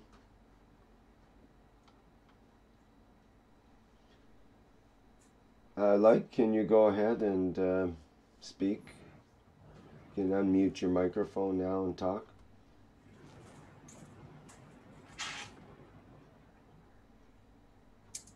Okay, I'll unmute you and see if we can hear what you're saying there. Go ahead. Yes, Mr. Kesh. Good morning. Yes, we hear you. It's morning in California. Yes, I was trained. I grew up a Catholic, and we were told that there's a judgment day. I've always been Can you fascinated. repeat that again, please? I was born Catholic. Yes. And we were told there's a judgment day. I've always been fascinated. Is there a judgment day where we judge our souls or we judge our deeds? The judgment day is every day, is every action. That's all it is. Okay. They should have explained to us. We have to judge everything we do. I tell Caroline, and I've said many times, you know, when I put my head down at night, I'll sleep at peace. I wake up with worries in what I haven't done that I could have done more of. This is the only worry I have. I could teach more, I could do more. But I never look back, I've done anything wrong to no one. Because I learned that when I was 19. And I've said that many times. I learned what the judgment day is when I was 19, when I accepted this position. And I knew, I judged myself. I've said that many times. I judged, when I received the message to do what I do now, I was 19. And I said, I'm too young, I do not know, I need the experience. So I knew how to judge and how to delay. Again, at the age of 29, 30, the same thing happened. And I knew I'm not still mature to accept the responsibility because I didn't gain the knowledge to do. So I judged my position. And I knew my capability and knew the expertise I don't have to be able to stand. And when I came back to me around the age of 39, 40, I knew I'm ready to go. But still took about a few years in accepting it to become master of it, to understand how to judge, nothing else. And this is it. And this is what is important to all of us. Everything we do has become a judge. I've said many times, I don't know why I come in people's life and this and that happened to them. I become a judge, jury, and executioner. In a way, I became the judge of myself, not them. And me being correct, they had to find a way to be correct and they sorted themselves out. I don't judge no one. Thank you. Thank you very much.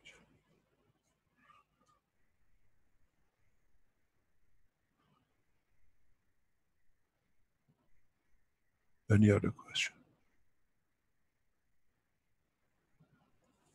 If you understand it, I have become a messenger of my own soul and I share. No more.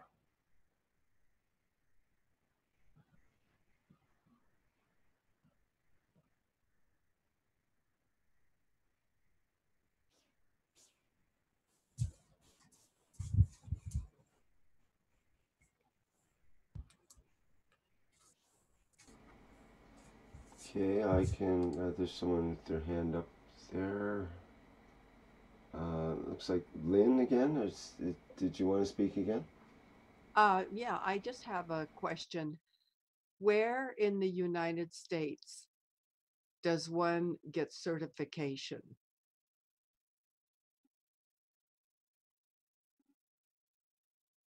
We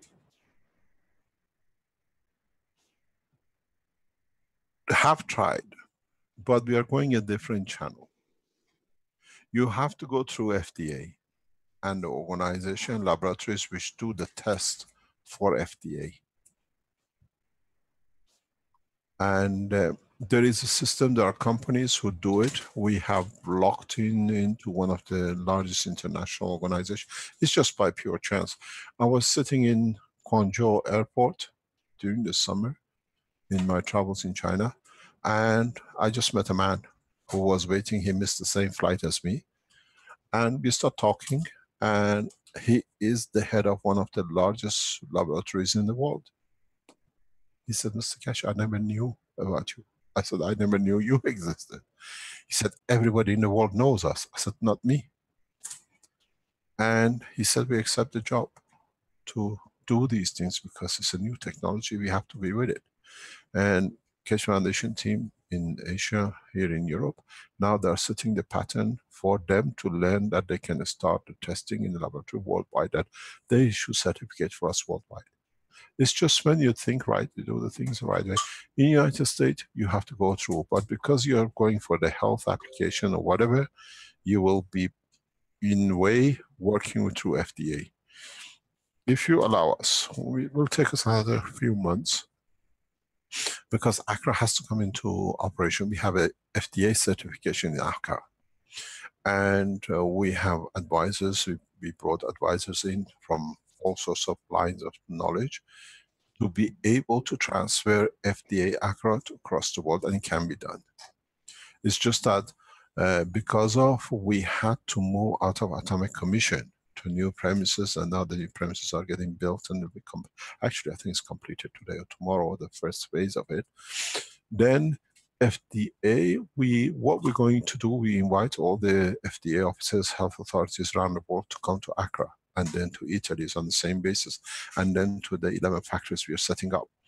We have, by the request of FDA, achieved pharmaceutical level production, which means perfect production that it can be used. Everything can be tested, everything is automated, everything is computerized. You will see it when it's done.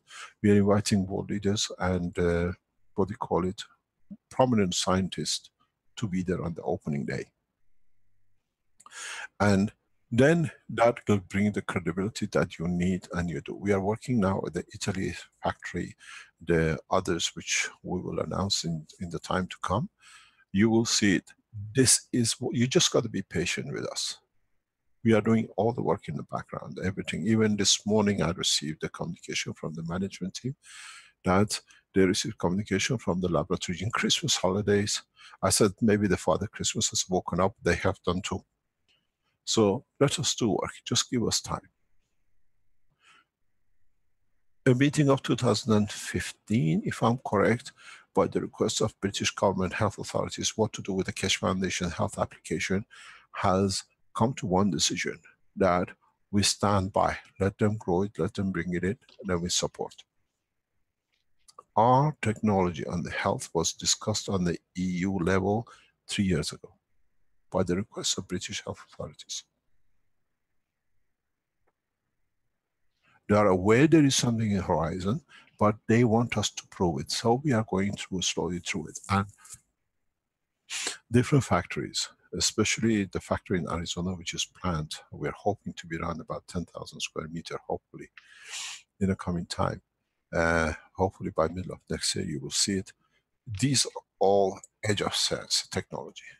It's amazing. I thank the Keshe Foundation manufacturing team. I thank the Keshe management team who's working solidly during the holidays to get these things through. We do the work. Just give us time. Then we certify your inventions for you, because your inventions is ours. It belongs to all of us. You don't patent it, and we don't need to patent it, but we are there. We have to support you to be able to do it right. Just give us time. World governments are looking at very close with us. They want us to do it correctly. We are receiving a lot of support governmentally. And we need to be correct. And that's what I said. If you find you can get a certification, share it with us that we can get the others to do it. I said the biggest problem for you as Keshe Foundation supporters who become manufacturers is there is 7 billion of us. If you have 1,000 factory with 1,000 people working on it, you can provide only 1/6 of us. So we cannot reach everyone. Share knowledge, we share it, is your right, we do it, this is what we said. Let us, the opening day of the Accra factory, Italian factory, and the others which will release, will be like a blueprint day. It's a blueprint of how to set up a factory in a new plasma fuel section. You'll be with us when we open, when the world leaders are there.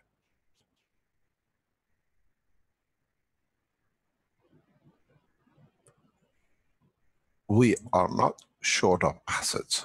We are short of time to bring it for you lot. You're too impatient. You've been too good a student.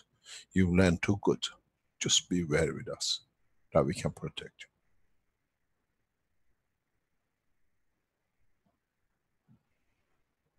We need to protect you, because by protecting you, we protect the whole of the work of the foundation, new technology, new science, new way.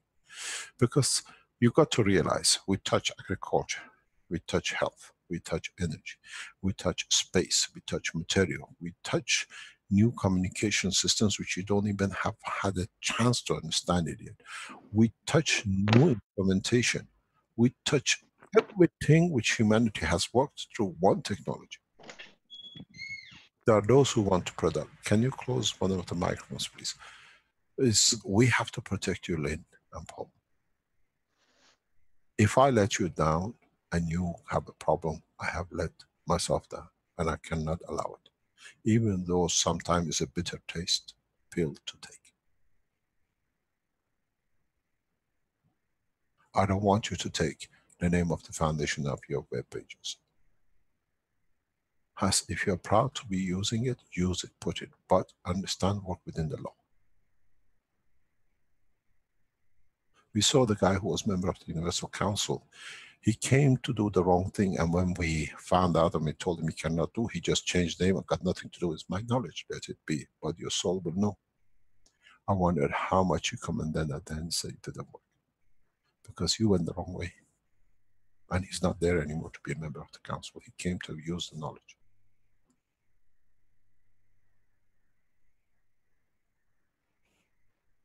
We are aware. It's my job as the head of the Keshe Foundation to protect you.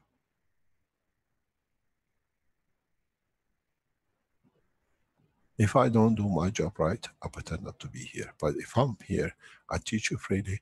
I have to tell you when you go wrong, that you are protected too.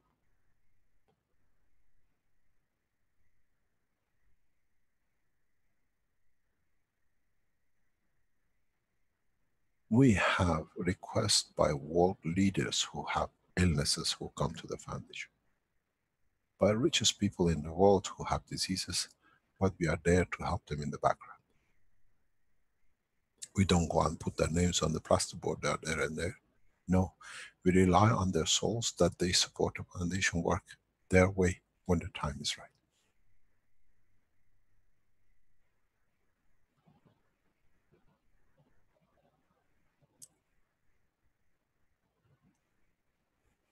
Just bear patient. We bring you the licenses, we bring the certifications worldwide. I said 35 to 45 factories by the end of next year.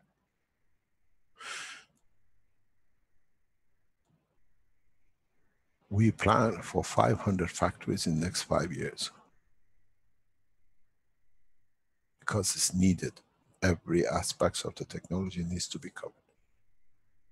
And in so many ways, we do the work to do what we know.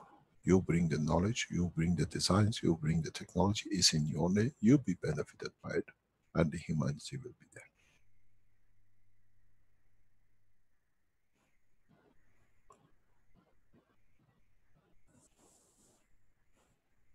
We have not even taught you the space fuels, the space stations, the flight system.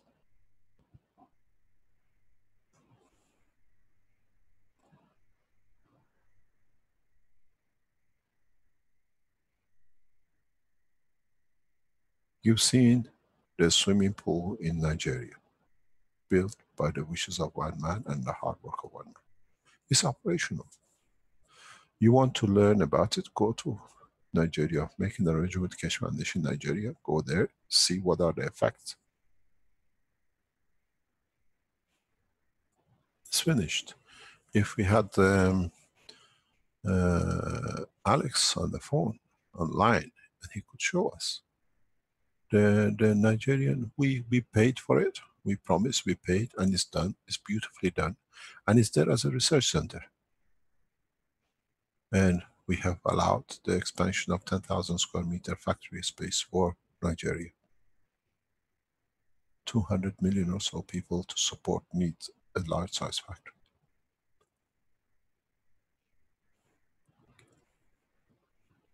All be done with certification.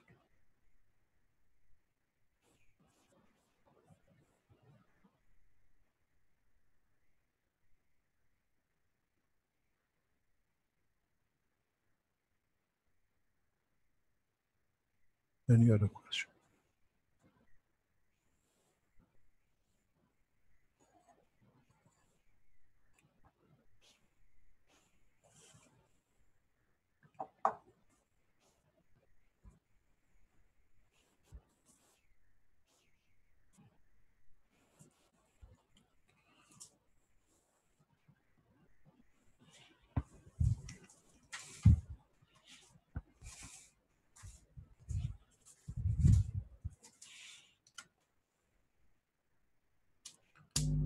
Can you hear me, Rick? Yes, yes, we hear you, Mr. Good Kesh. morning.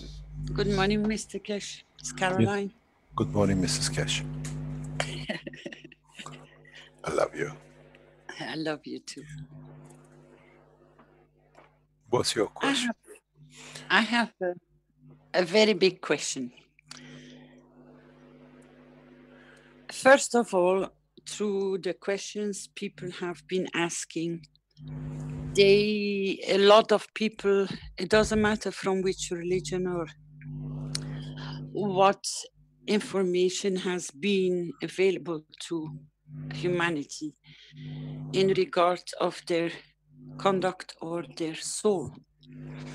Is it possible to go more into depth, very slowly, to explain the commandments which came, the first 10 as we know, for people to understand them the correct way and not through their physicality, please? I think it's the same way as you advised for the charter to be rewritten or adjusted, that because it's not complete or it's not correct completely. I think a lot of people, the way they ask the questions are related to how they perceive how other people behave, but they never have understood the 10 Commandments towards themselves personally on soul level.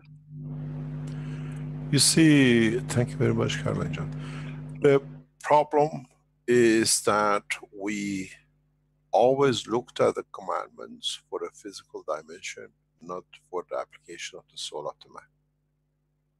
Because when we read it, in most of them, it tells us the misinformation between the soul and physicality, or soul of physicality. That's all they are. It says, thou shalt not steal. The soul gives freely. It's the emotion which steals that the physicality does not receive. And the emotion is created by us. I explained to Caroline years ago, in a way, what is a lot of you know about the hidden word.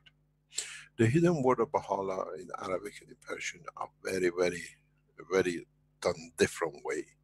Because you have to go to the past time where they were taught in Arabic, even though they were Persian brought up, Persian birth, but the only line of education was Quran. So in Iran, nobody taught you medicine in a way by books, unless you were after something. But the education was how you read Quran. So the Iranians, especially of the higher class, were only going to maktab or schools to learn how to read Quran. That was all the teaching was. And some maths. In that process, the teaching was done so a lot of Iranians of a higher class could be by language, which means they were both in Arabic and Farsi. And in so many ways they could express themselves much in a deeper essence of soul in Arabic, because Arabic is very specific. And so Baha'u'llah wrote two hidden words, one in Farsi and one in English, one in Arabic. And when you read the Arabic hidden word, you see the soul of the man. He could explain it because he understood Quran in Arabic, not in Farsi. When you read the Persian hidden word, you see the weaknesses in the man, which is hidden in the name of the man, in the physical dimension. So even he was aware of the two dimensions, the soul of physicality and the soul of the man. All the commandments, all the hadiths, if comes from the origin of this life of the cycle of the religion, touches the soul of the man. It's the man who is transferred into physicality to suit himself. And we've been through it in the teaching, 100 names of God. But it's 100 names of behavior of the soul of the man. Can you please switch your microphone on, please? This is what is important. This is what we have to understand. The teaching, the commandments are for the soul of the man. But man has up to now translated the physicality. I shall not steal. You do not steal from the soul of the another because you promote the soul of the man.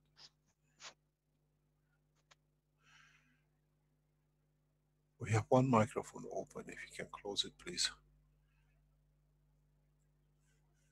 This is the beauty of what we have to understand. Try to understand. Read the hadiths of Quran, blessed Muhammad. In the name of the soul and what Muhammad said in elevation of the soul of the man. Then you find out it's so beautiful. It's so exactly what is being taught in all the books of the past and in all the books of the future, because it touches the essence of creation. It was said, the 10th commandment, thou shalt not quote.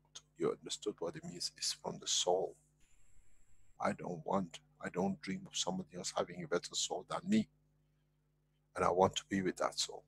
As I give from my soul, that I elevate that soul to be better than me, that by, if it doesn't need something, I can elevate myself with, but not with that I. But in a way, I give from my soul to elevate the others, so I think about it. How to elevate the others. Not, I think about it just because it's a lover. Try to look at the knowledge of conduct of the man through the soul of the man. The Chinese understand this very, very clearly. They are very close to it.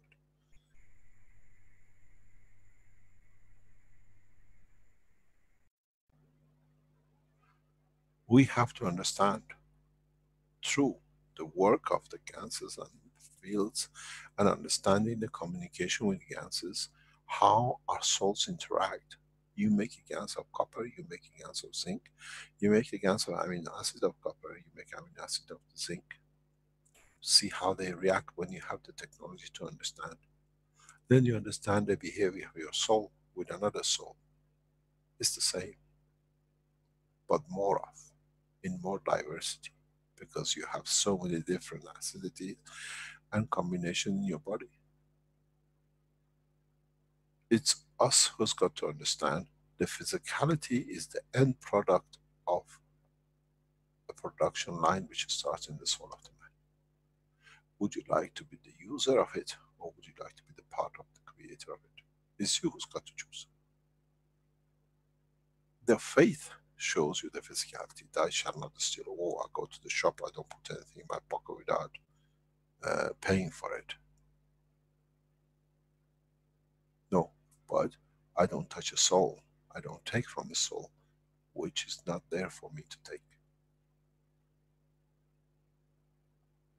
Then you don't even think of going to the shop. Shall I take or not? It's us who's got to educate, understand the new language, which we knew is not new. We were ignored because we left it to those guys who called themselves the priest to do the misinterpretation that they can abuse us. We open use when we denied our own soul. That's all. And they used it in the name of what they call God.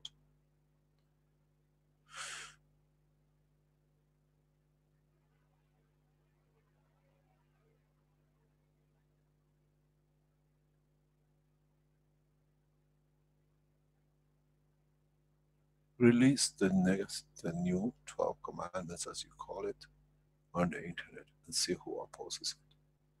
Vatican will be the first because it's the end of their job.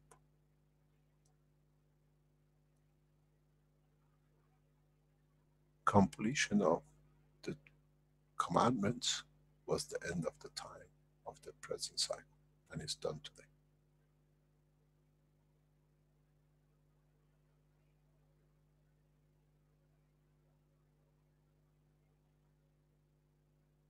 We are not the messengers, we were the people who delivered the message. They messed about with it, now we delivered it direct. There is no messengers in between.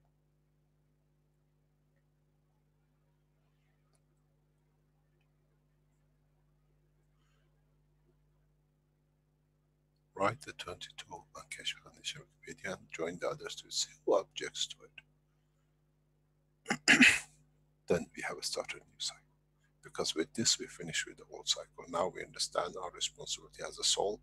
Now we have to understand the conduct of our own soul. I told you I finish with all the religions because religions is the soul of the man who allows it to be abused. And now you have the whole 22. I gave you the 23rd too.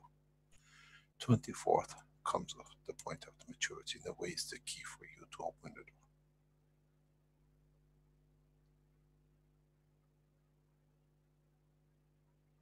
I am the beginning, I am the end.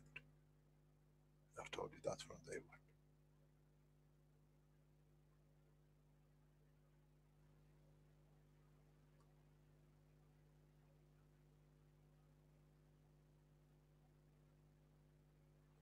I've seen the weep of when the messages was received, and I've seen them weeping when they lost it because of the abuse of their physicality.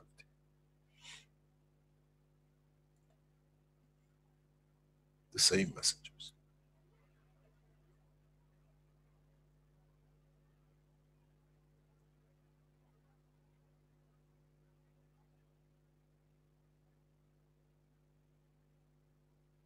Any other question?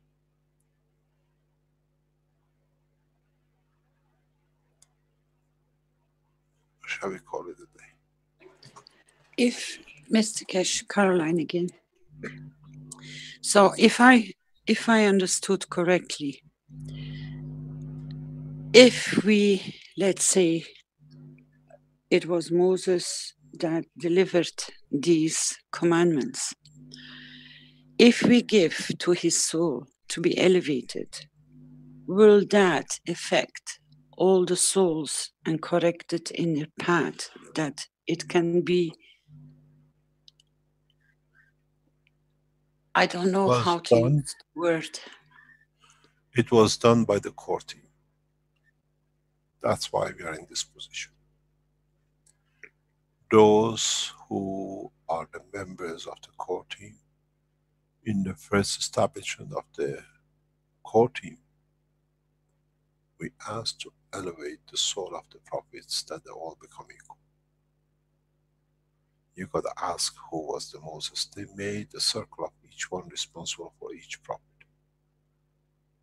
And then they took the world leaders to elevate theirs. We've done a lot of work in the background. A lot has been done. The foundation is not just is happening. A lot has been done by the core team. The core team, as I said, the members of the 14 members of the core team, even in the physicality, are not present. The souls is operational and do the work without them knowing. Physicality is a time to pass. We did this. This has been done. Vince, do you remember who took the elevation of the soul of Moses? I was just having a look myself, Mr. Keshe, at the chart here. I believe it's Armin. Armin? No. Yeah. No. Well, that's your name was beside it here in this chart, at least originally, and the president of Russia as well as the leader. That was maybe that chart changed. Was it somebody else for you, Armin? I don't remember. I took Moses.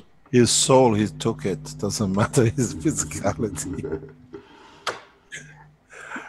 The beauty of it is that though a lot of work has been done as collectively, when we work as a core team, it's not that I elevate this and that. We elevate in totality all. And it's a beautiful work. When you work with a core team, is more or less different people from different part of the world, understanding of different ethoses. And I remember at that time, I took President Obama as the man I could handle.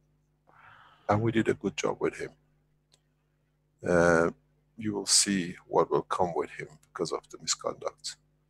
But the elevation of the souls of the prophet of the past, because they have the souls which are committed to them, and they work.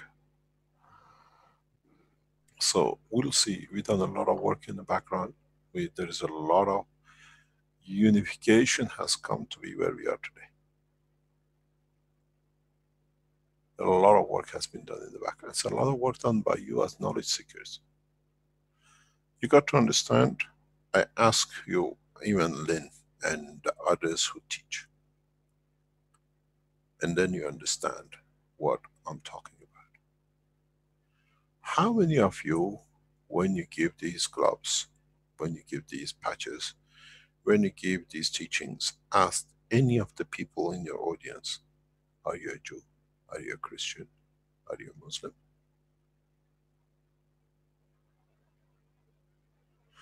You've done what I've done. You taught unconditionally. And so through the prophets of they follow, they have received the message. You are just a confirmation.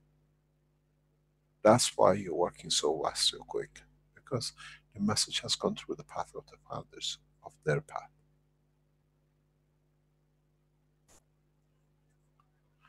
We have a number of modules who are coming up. They will show the work very soon to you. Motions have not been trained in a physical dimension. They've been taught in the dimension of the soul of the man. When they are ready and matured in the second part of their teaching, then you will see them shine.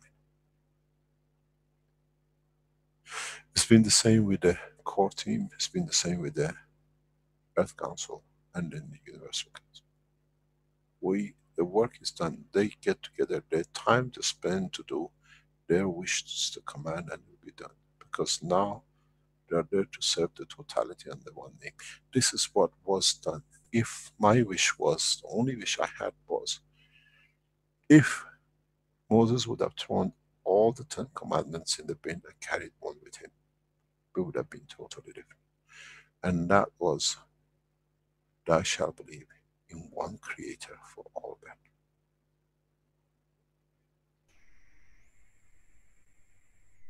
Then nobody would have been jealous, nobody would have done the rest.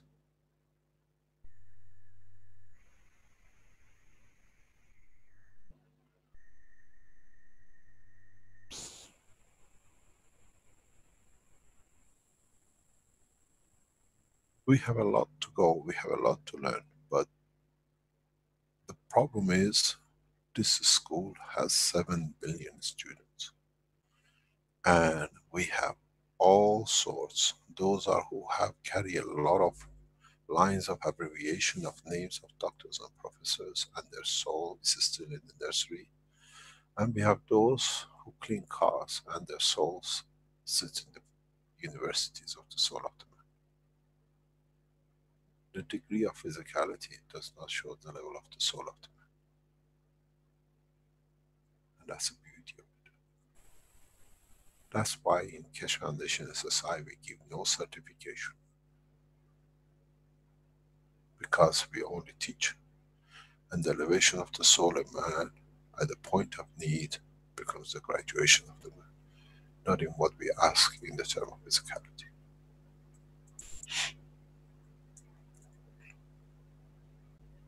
Join the KFSSI and learn.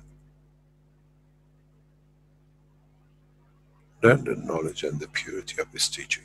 Go back to the first days until now, even today. Some come because they have to emphasize their existence, that they know more, but in fact listen to their soul, not to their mind.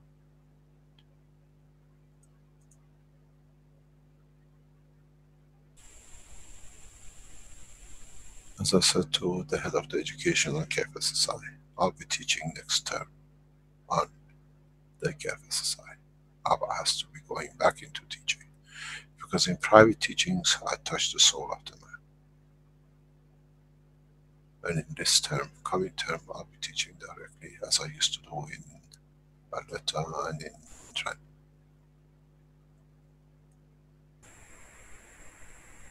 Learn the essence.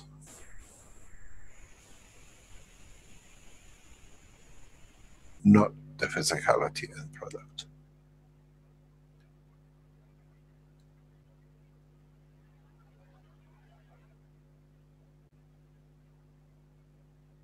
You had a question.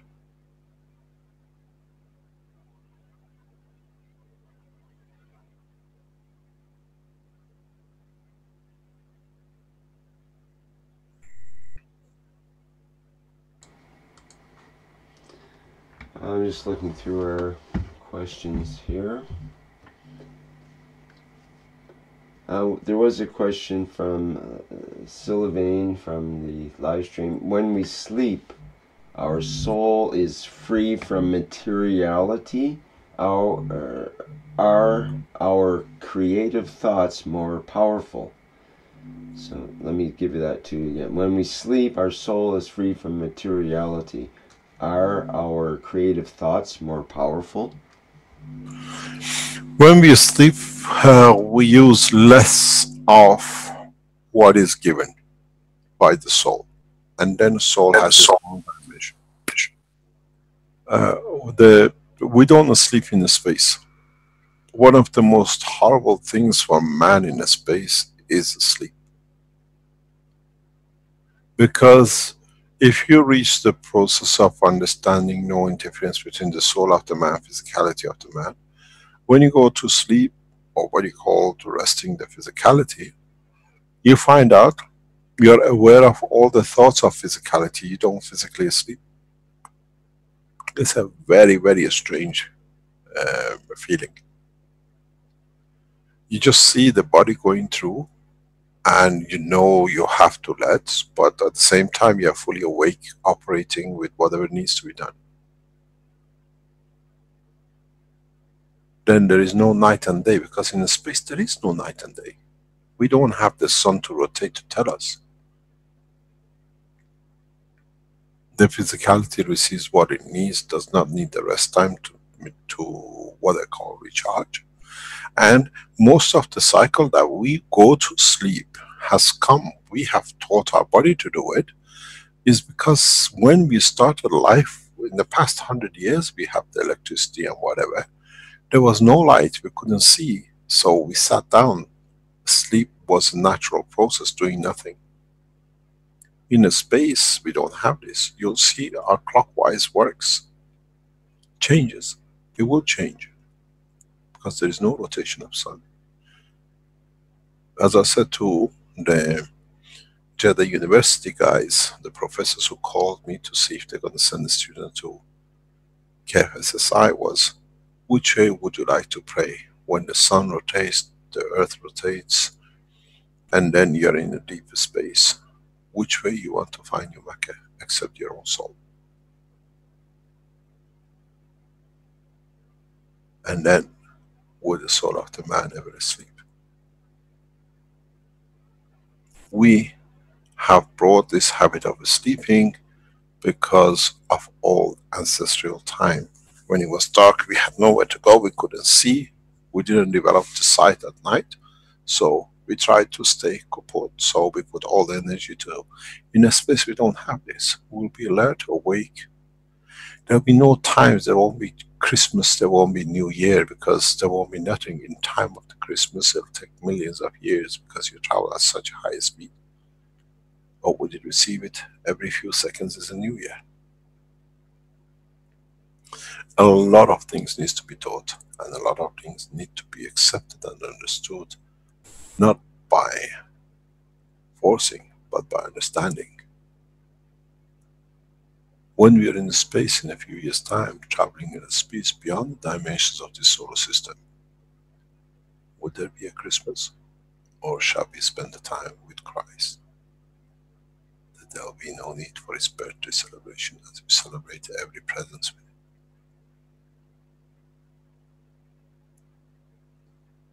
We got a lot to learn.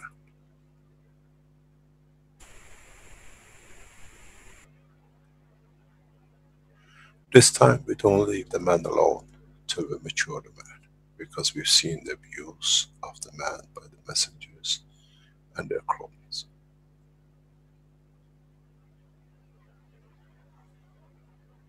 When we educate the soul, nobody can abuse the soul, because the soul is aware of totality, not the weakness of physicality.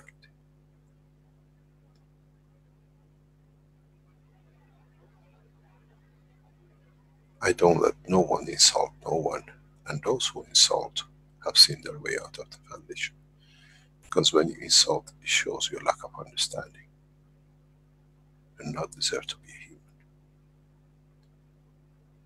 Because the soul of human is sacrosanct. It means you have to go back to the school to learn. To the school of the soul of the man in the dimension of physicality.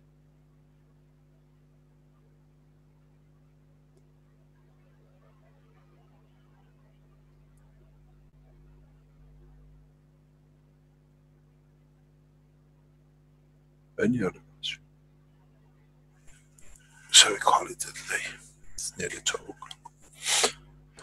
Yes, we're into it for about 3 hours here now, so perhaps we worn you out enough. Releasing the messengers of Creator in the name of which was given to Moses was a very hard decision. Because nobody can touch no one if the man understands the totality of the message. Now it's complete. And it's been there for thousands of years to be opened up. And on the other hand, let any of them, the Jews, the Christians, the Muslims, put a finger on it and say, it cannot be done. It finishes with a lot of things, because it starts us opening our eyes to the work of the soul of the man. It's not a commandment, it's understanding the work of the soul, which commands us what to do, to be conduct correct, and to understand we are all equal. We start a new calendar in the Christian calendar, which most of the nations of the world, one way or another, follow part of the work of the Christ in name. But what is important for us to understand, 2018 will bring a lot of changes. It brings the maturity of the soul of the man. It brings the opening of the space to man.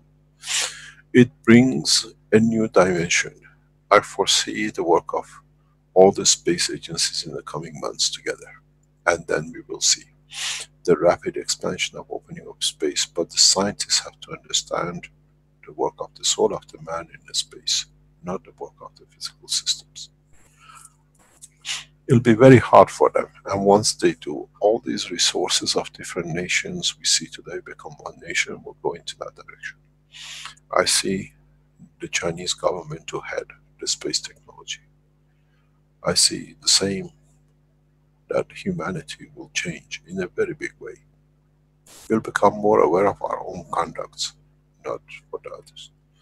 And on the other hand, 2018 is 11. It's a very, very balanced year. It's the beginning. It's individuality in totality.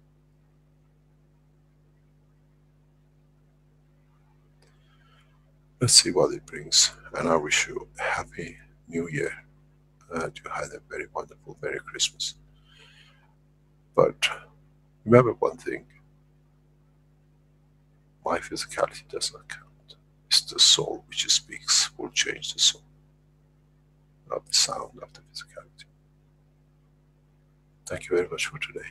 And I wish you a very fantastic and a happy new year for those who believe in the path of Christ. Blessings. Well, thank you so much, Mr. Kesh, for yet another year of hard work and your presence in the planet here. Thank you for hanging in with us. Okay, so that brings to a close the 204th Knowledge Seekers Workshop for Thursday, December 28th, 2017. As always, thank you everybody for attending. Thank you for being here during our last year of workshops. And we'll look forward to seeing you in the new year. We'll continue with the Knowledge Seekers Workshops, and then the private teachings will begin after January 19th, I believe it is. And you can sign up for that on the Keshe Foundation website if you so choose. Okay, thank you everybody, and let's end with some video and music there from Flint. Thank you very much.